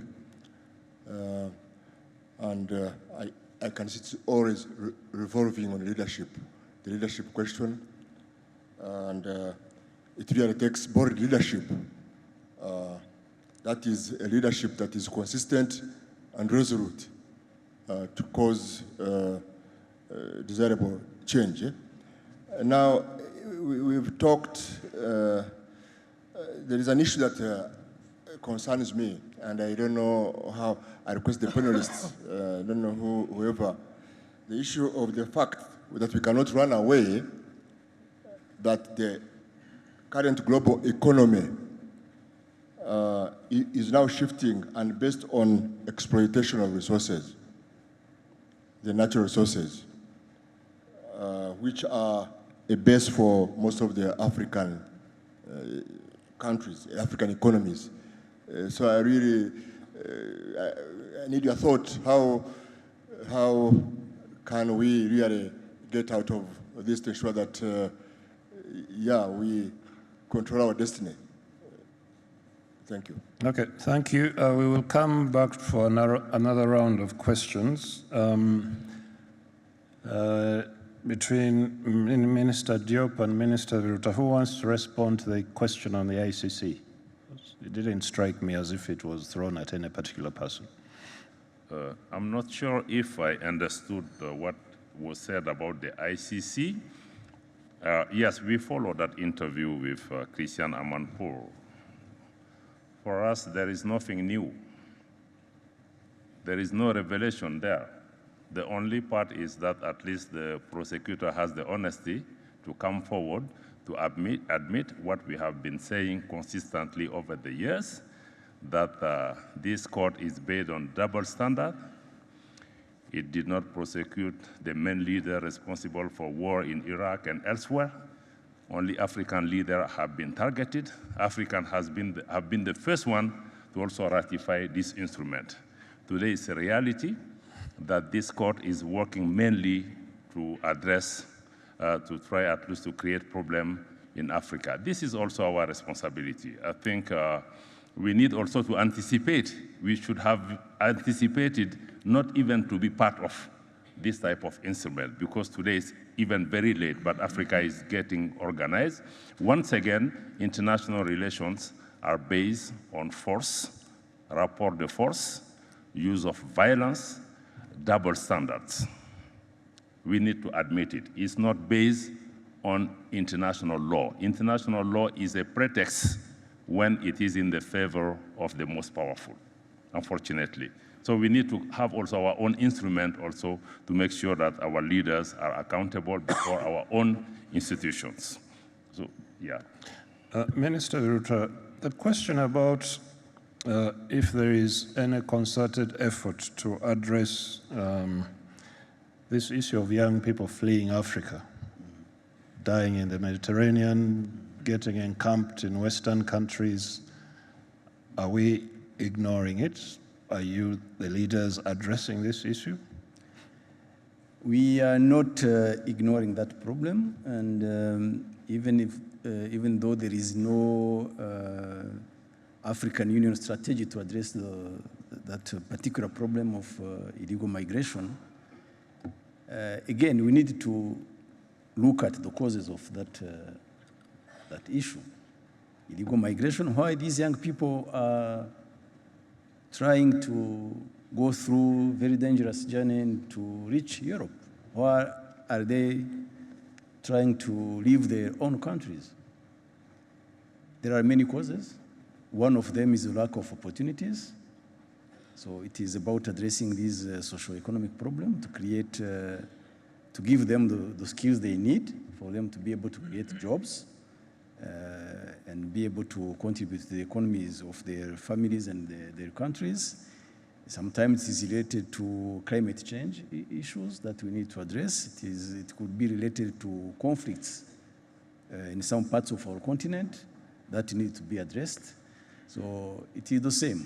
If we need to address that particular issue, we need to address the root causes behind the problem. And we need also to work on the other aspect, the legal path for migration. Because migration has been there since very many centuries. Migration will be there in the future. But how could we organize legal pathways for migration to happen? And for this particular aspect of illegal migration of those young people who are leaving our country to try to go to Europe, we need really to look at the reasons behind the problem. And the biggest reasons are probably the lack of economic opportunities in those countries and the lack of the skills that those young people need for them to be able to be useful to their families and to their countries. Thank you. Dr. Haji, somebody asked about the fourth industrial revolution and the importance of Africa not being left behind. You told us about the part of the world from which you come, which, as you said, seems to face the same challenges as we do around here. Are you, from your part of the world, being left behind as we are?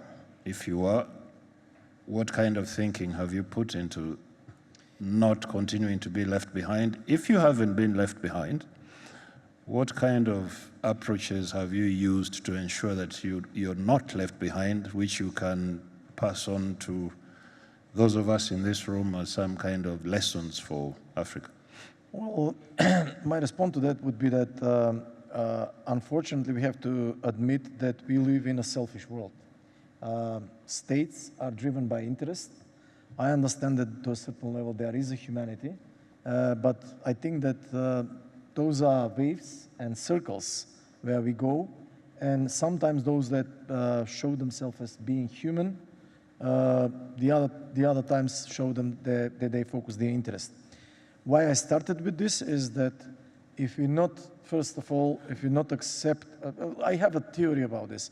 If the patient doesn't accept that he or she needs help, you can help him.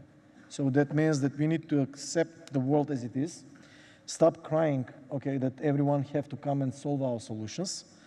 And third, if we understand this, that various actors will have various interests, and if we are able to develop proper policies that can filter negative and import what is good, then I think that's the way to go. We, in the Industrial Revolution, has a lot of benefits, but it also has a lot of challenges. Digitalization as well. You may disregard it, but in no time it will be here. And it may create a lot of jobs opportunities, but it also can create a lot of jobless people.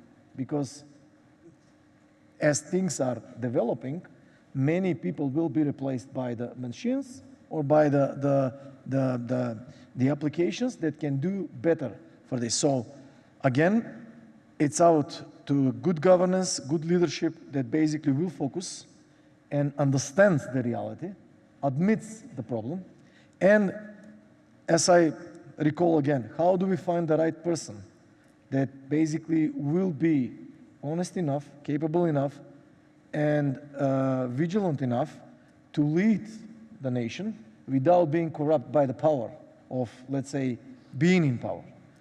And with that being said, I would say that no one, even if, let's say, in our families, no one can come from outside and solve the problem inside if we are not start solving the problems inside our families.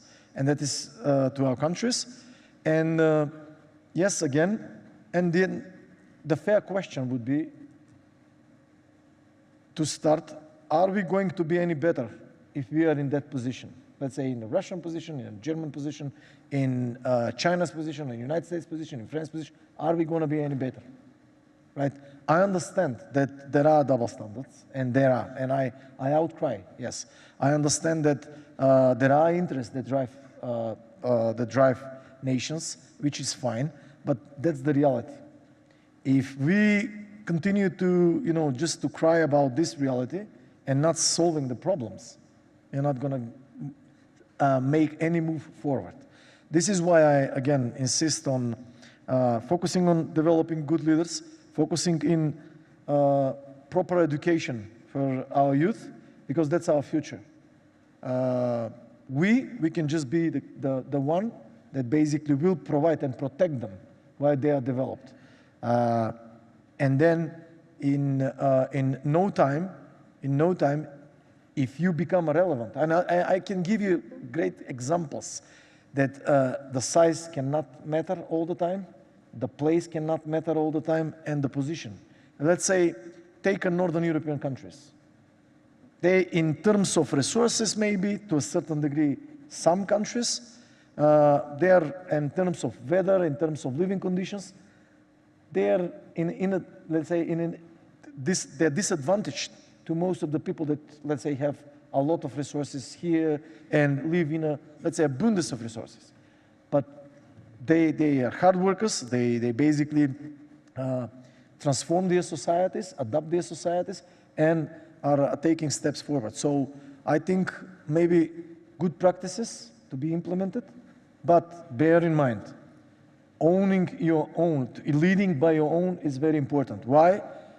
Because even the best strategy could be eaten for breakfast by the culture if it's not utilized and adapted to the local needs and local dynamics. Thank you. Brian, I'm going to put you on the spot a little bit. The question that General Ngendahimana raised about solidarity, the answers we received from the foreign ministers clearly show that there are deficits in solidarity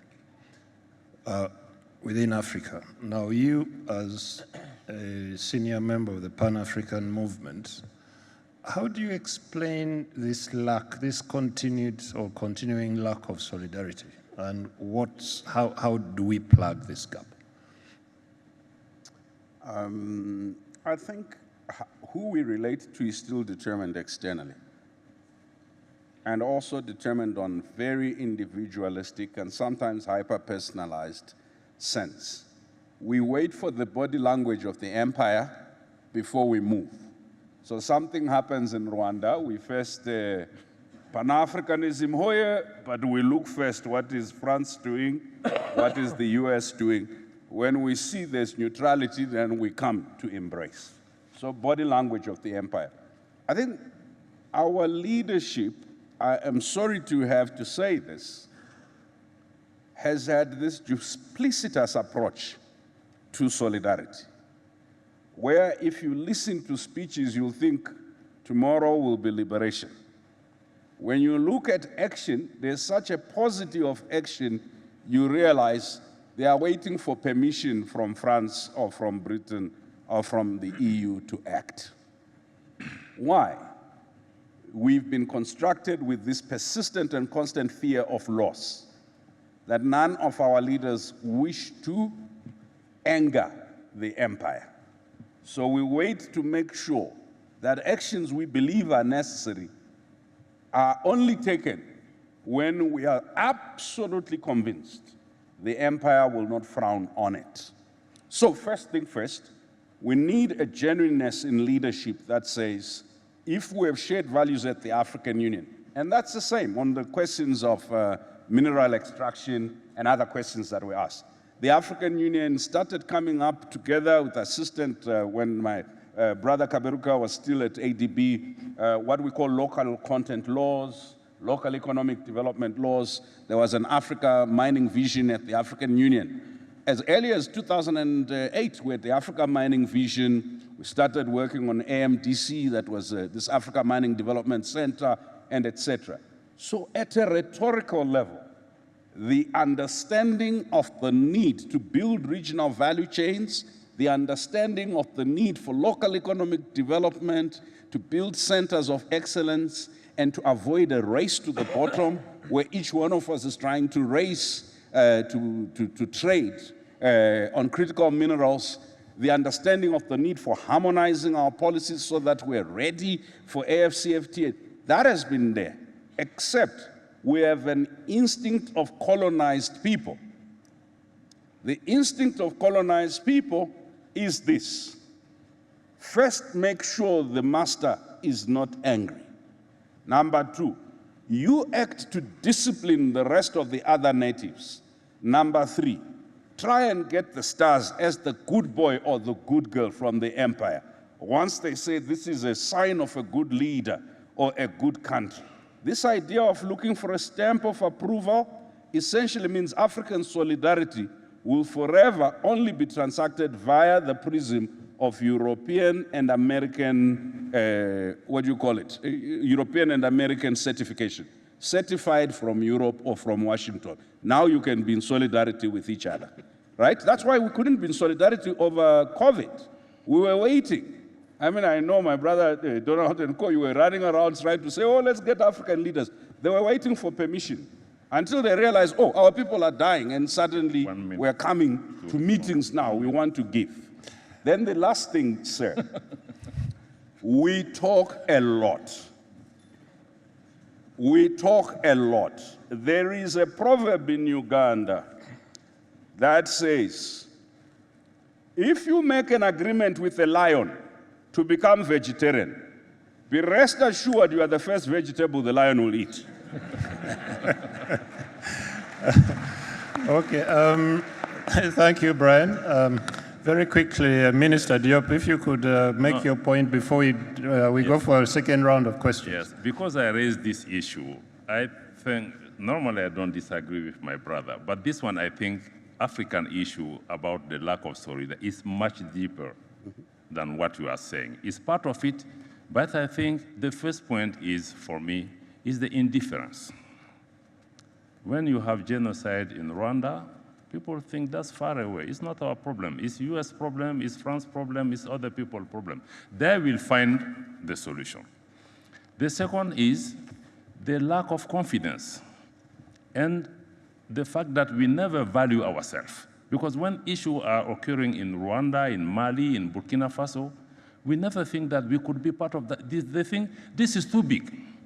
While we don't realize, more than 50 countries, if everybody decide that, okay, Rwanda has a problem, Mali has 2-3 aircrafts, maybe I can give 100 hours to Rwanda. Because sometimes we think that the problem is so big that I cannot do anything. So for me, it's the lack of confidence and the fact that we never we don't give value to ourselves to say, Africa have the capacity to resolve. So for me, it's a matter of the mindset. Not only from the leader, even from the ordinary citizen, we think we are helpless when situations are occurring. Well, if you turn the problem around and to say, okay, if there is a problem, maybe if we pull some resources together, if I can do, even if I send 10 soldiers to a country, maybe they can do something. For me, it's really a mindset problem. We never see ourselves as part of the solution because we never value ourselves. We don't see the resources which are under our footstep. We oversee it elsewhere. So we have to value the few resources that we have. Thank you, Mr. Minister. There was a question from a lady officer over there. No, just where you were there. I think I saw her raising her hand, unless you don't want to ask.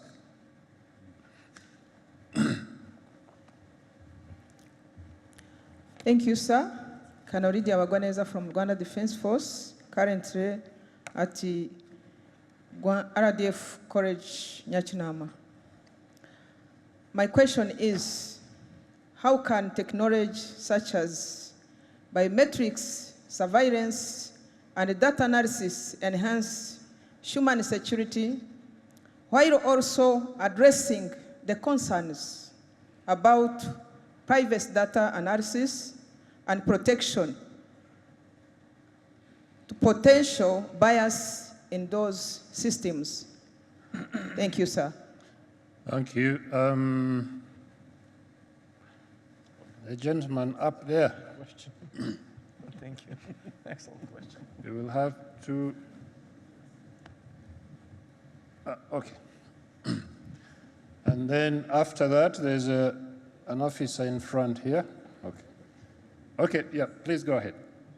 Thank you very much. I'm Senior Superintendent of Prison, Alex Mrenzi from Rwanda Correctional Service. My question is about the cultural security. As we are talking national security, I'm asking myself, can cultural security be considered as a component of national security? If yes, what are the measures or strategies at continental level toward this protection of the traditions of the continent? Thank you. Okay, thank you very much. Please, over here.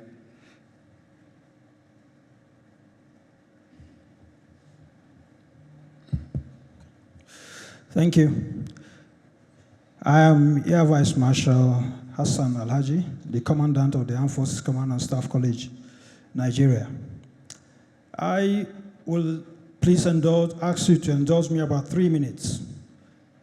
It's not a question. I want to speak on some issues that have been raised by your esteemed panel. First, I want to talk about the issue of solidarity in Africa.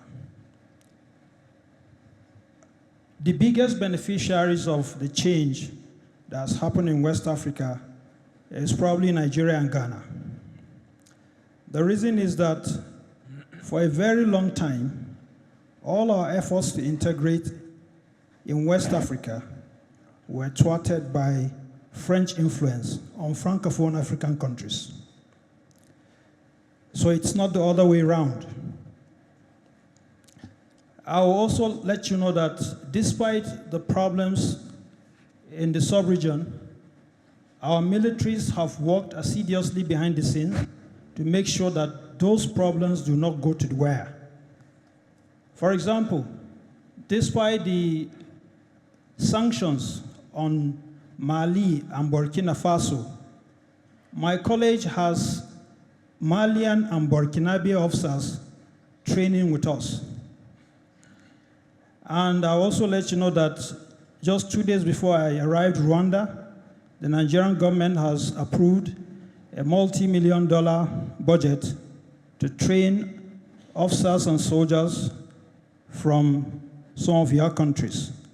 So I think the problem of solidarity sometimes is not about those who want to give, it's about those who should receive. And like I said, we're very happy with the current situation, and we hope we'll find a political solution to move for progress, integration, and more solidarity in West Africa. Now, the other issue is that nobody has talked about, particularly when it comes to West Africa, is the issue of culture. If you look at the problems in West Africa around the Sahelian belt, all the way to Nigeria, almost everybody that lives there is Muslim. Now, I come from that part of the country also. And the problem is a lot of us are still living in the past. We have failed to accept that the world has changed. We are still listening to people we should not be listening to. And we are not making any effort to embrace education and progress. And that should be considered as one of the causes, root causes of insecurity in Africa, at least on the western part of Africa. Lastly, I want to talk about the urgency of time. My country has been at war for 15 years. One of the questions I've asked my subordinates and superiors alike is, when will this end? This conference or this symposium has been going on for 11 years, and I'm worried about some of the things we are sitting around here discussing.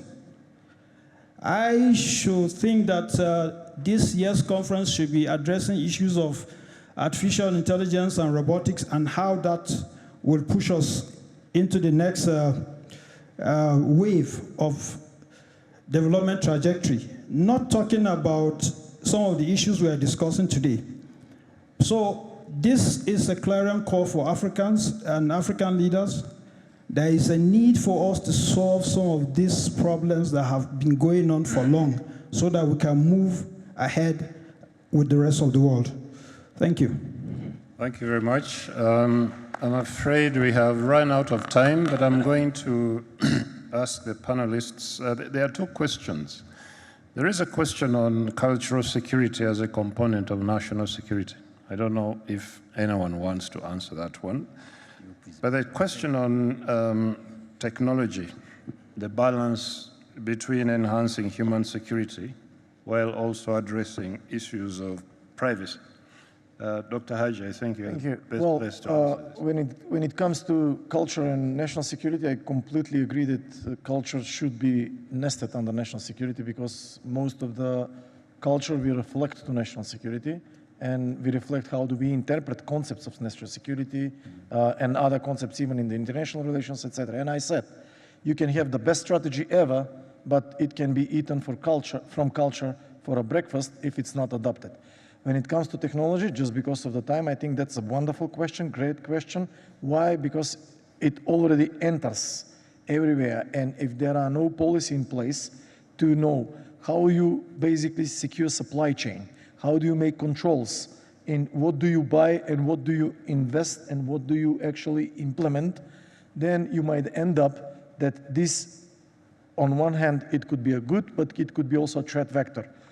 On terms of, let's say, prejudice, I can tell you that even most advanced nations have found themselves in a problem with this. Germany and Netherlands were found by the European Court of Justice as implementing artificial intelligence that being prejudiced, that basically was selecting people from the Muslim community as more problematic in the society. So they have been asked to revision the artificial intelligence tools that they've been using because they failed, as distinguished general mentioned over there from Nigeria, they failed to maintain man in the loop in the process. So the answer is all of these technologies will definitely affect human security, but if we fail to put men out of the loop, then we are in a grave danger. Okay, thank you very much. Dr. Biruta, you had a point to raise? No, I just wanted to make a short comment on the solidarity issue. It is very important. It is very important, and I don't think solidarity means that it is not necessarily linked to resources. And it is more linked to leadership and ownership than to resources.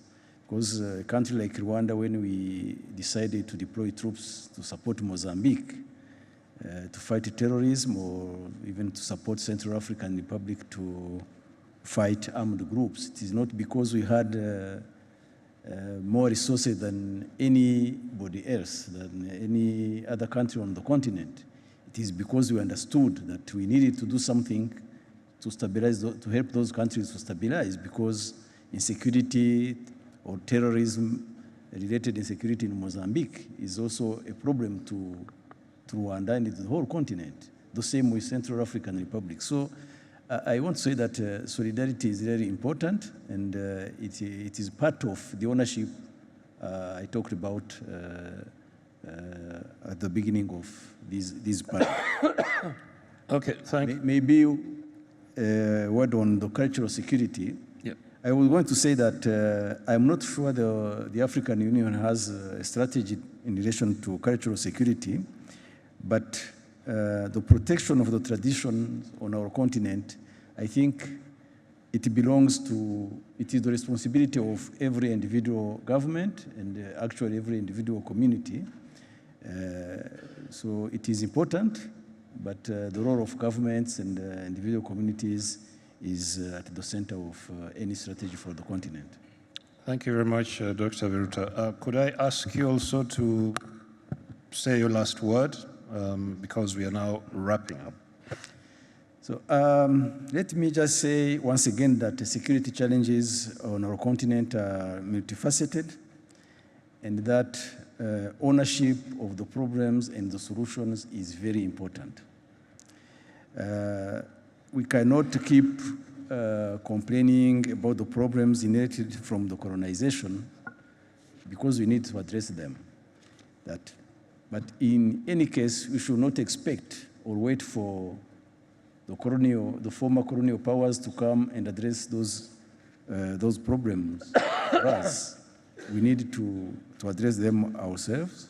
We don't need to outsource the solutions for our problem. And most important, we need to put the citizen at the center of whatever our governments are doing. Citizen-centered leadership, governance, and accountability are key if we want to address the security challenges of our continent. Thank you. Thank you very much. Minister Diop, your last reflections, 1 minute. 1 minute. I think let us see ourselves always as part of the solution. Let us also have a change even in the narrative. Let us depict stop seeing ourselves as a poor country or as a poor citizen. I think because this is even, as he said, the cultural poverty, because sometimes really we need to overcome the cultural poverty. I think that's very important. We need also to really maintain hope. Because that's a security issue, in my view, is foremost economic issue, because the economic and inequalities that lead to all the security issues we are facing. So let us not focus only on the military and the equipment, the capacity, but let us look at also the economic. If we invest in our youth, it's the best way to prevent conflict, not to organize workshops, but investment in the economic development and empowerment of our young people, for instance, can be a best way, in my view, to project hope and positivity in our continent and to better tackle the security issues we are facing. Thank you very much, Dr. Haji. Your final reflections? Okay, it would be okay if I just say I agree with the previous speakers. I'll just say, yes, I think that I'll thank once again for the organizers that invited me in such a distinguished event. And I would like to say that there are many challenges. There are no silver bullet solutions, but I think that investment in the future and sustainable projects is something that basically Africa needs. And as they say, try to stay on the table, not to be on the menu, because no one can solve the problems better than you. And there is a saying, I think it's an Arab proverb that says, better let the Arabs do that tolerably than you do that for them perfectly.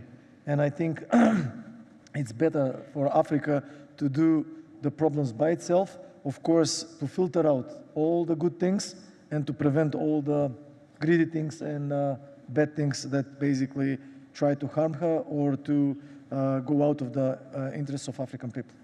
And finally, Brian, your final reflections.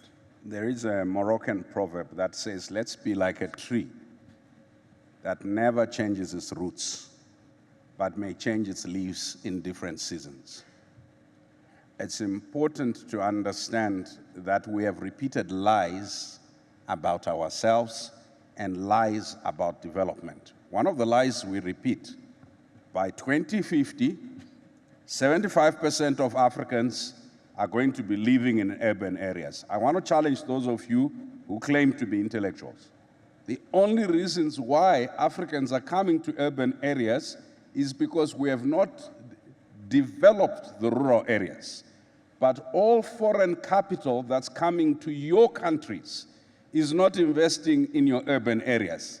It's going to the same rural areas that you have socialized your people to believe they have to leave their land where there are critical minerals, they have to leave that land where there's underground water and come and be what? Homeless in the urban areas, or to be vendors or to be unemployed.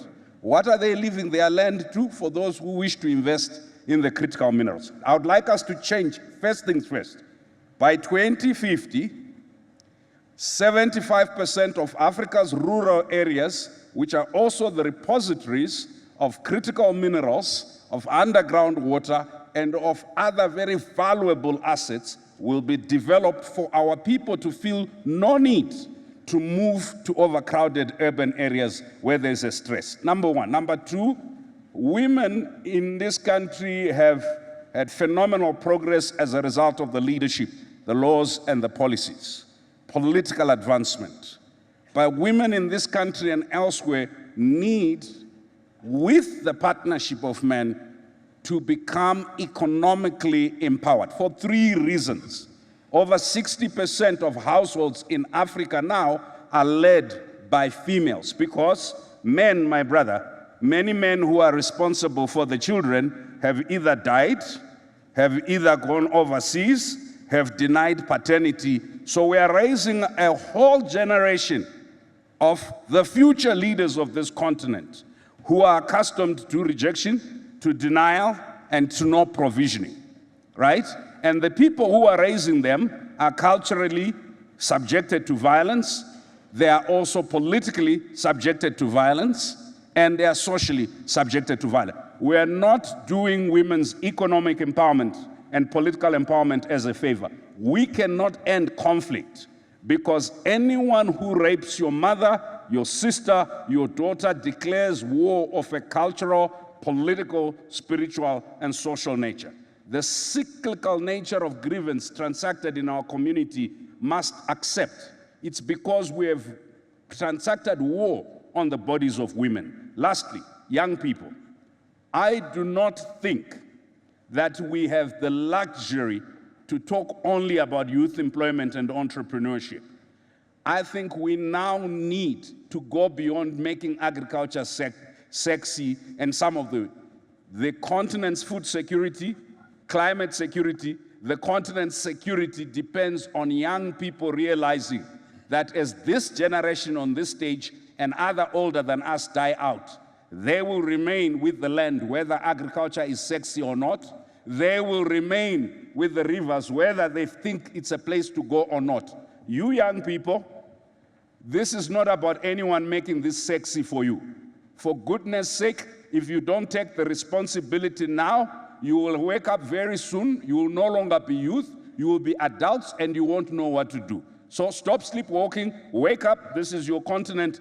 No one is going to give it to you, especially not the elderly leadership.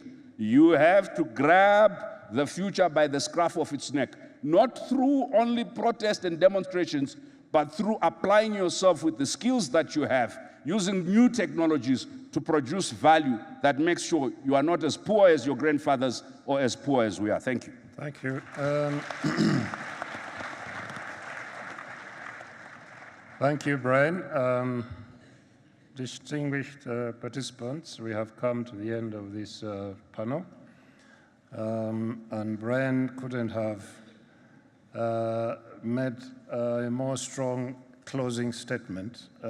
But Brian, you talk of making agriculture sexy. Yesterday we had the former Vice Chancellor of the Rwanda Institute for Conservation Agriculture. Now, I have followed this institute since it was established. If you want to see where a government is making agriculture sexy for young people, go and visit RICA. I'm not only encouraging Brian, but other Africans who have come to Rwanda. Please visit RICA and see how agriculture can be made sexy for young people. Thank you very much. Now I'm handing over to the Master of Ceremonies.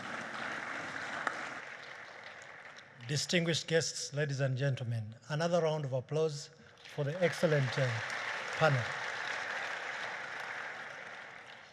I want to begin by first of all thanking all the panels and moderators for making this event quite interactive and successful. A round of applause to our panelists and moderators. And I wish to personally thank the moderators who have made my job very easy. They have done, the lion's share in interacting with both the panelists and the audience. So thank you very much. So this symposium reminds me of a quote by a famous author who was born before all of us, Thucydides, who said, and I quote, and that was during the Peloponnesian Wars way back. He said, and I quote, "A society that separates its scholars from its warriors will have its thinking done by cowards and its fighting done by fools." End of quote.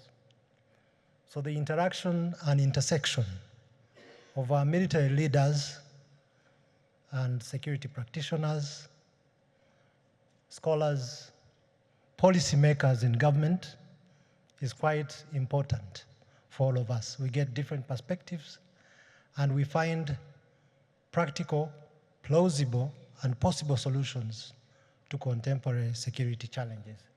So I thank you very much for being part of this very important event.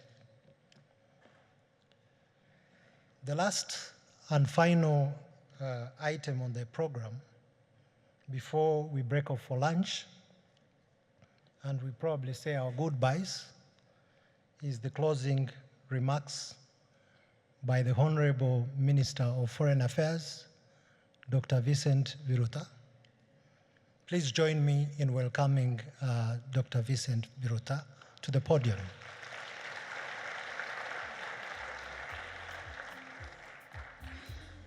Honorable Ministers, the Chief of Defense Staff, Service Chiefs, Excellencies, Ambassadors, and High Commissioners, the Vice Chancellor of the University of Rwanda, Commandant of the RDF Command and Staff College, General Officers and Senior Officers, distinguished guests, it is my honor to preside over the closing ceremony of yet another successful National Security Symposium under the theme, Contemporary Security Challenges, the African Perspective. Let me start by thanking all the speakers and participants for honoring this event with their presence and for actively participating in the different sessions. I would like to also commend the Rwanda Defense Force, the University of Rwanda, and Rwanda Convention Bureau for the planning and execution of this symposium. We are appreciative of your efforts to organize this enriching conference. Distinguished participants, engaging in an exercise of this nature is vital to contributing to solutions to our common threats.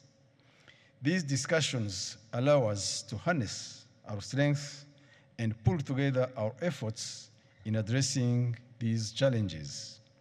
In addition, the different backgrounds of panelists and participants in this symposium reflect our strong engagement to tackle security challenges and ensuring the safety for our populations.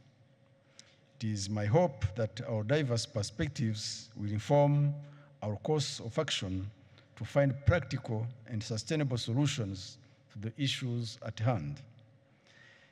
Transforming ideas into actions is always the biggest challenge we face. There are no miracle drugs to a given crisis or problem. Rather, we must adopt a multidimensional and holistic approach at solving them, focusing on addressing the root causes before the consequences. It is my conviction that this symposium has addressed a good portion of the security challenges affecting our times and our continent in particular. There is also no doubt that we have extracted valuable lessons that will guide our various actions in our various responsibilities. Allow me to highlight a few key takeaways of this symposium. We have noted that the world is becoming increasingly divided, yet security challenges we face know no boundaries. We have also noted that there is a need to collectively redefine our aspirations and approaches. Otherwise, we are likely to create a future that supports our assumptions and biases. Last but not least, as a people, we need to identify and focus on the essentials: security, dignity, and opportunity for all. I thank you for the wake-up call. And as I close, allow me also to thank once again the leadership of the RDF and the University of Rwanda for organizing this important event. You have truly opened up a debate that I hope will feed into our individual and collective reflection. I thank you for your kind attention, and I wish you all a safe journey to your respective destinations, and hereby declare this symposium closed. Thank you.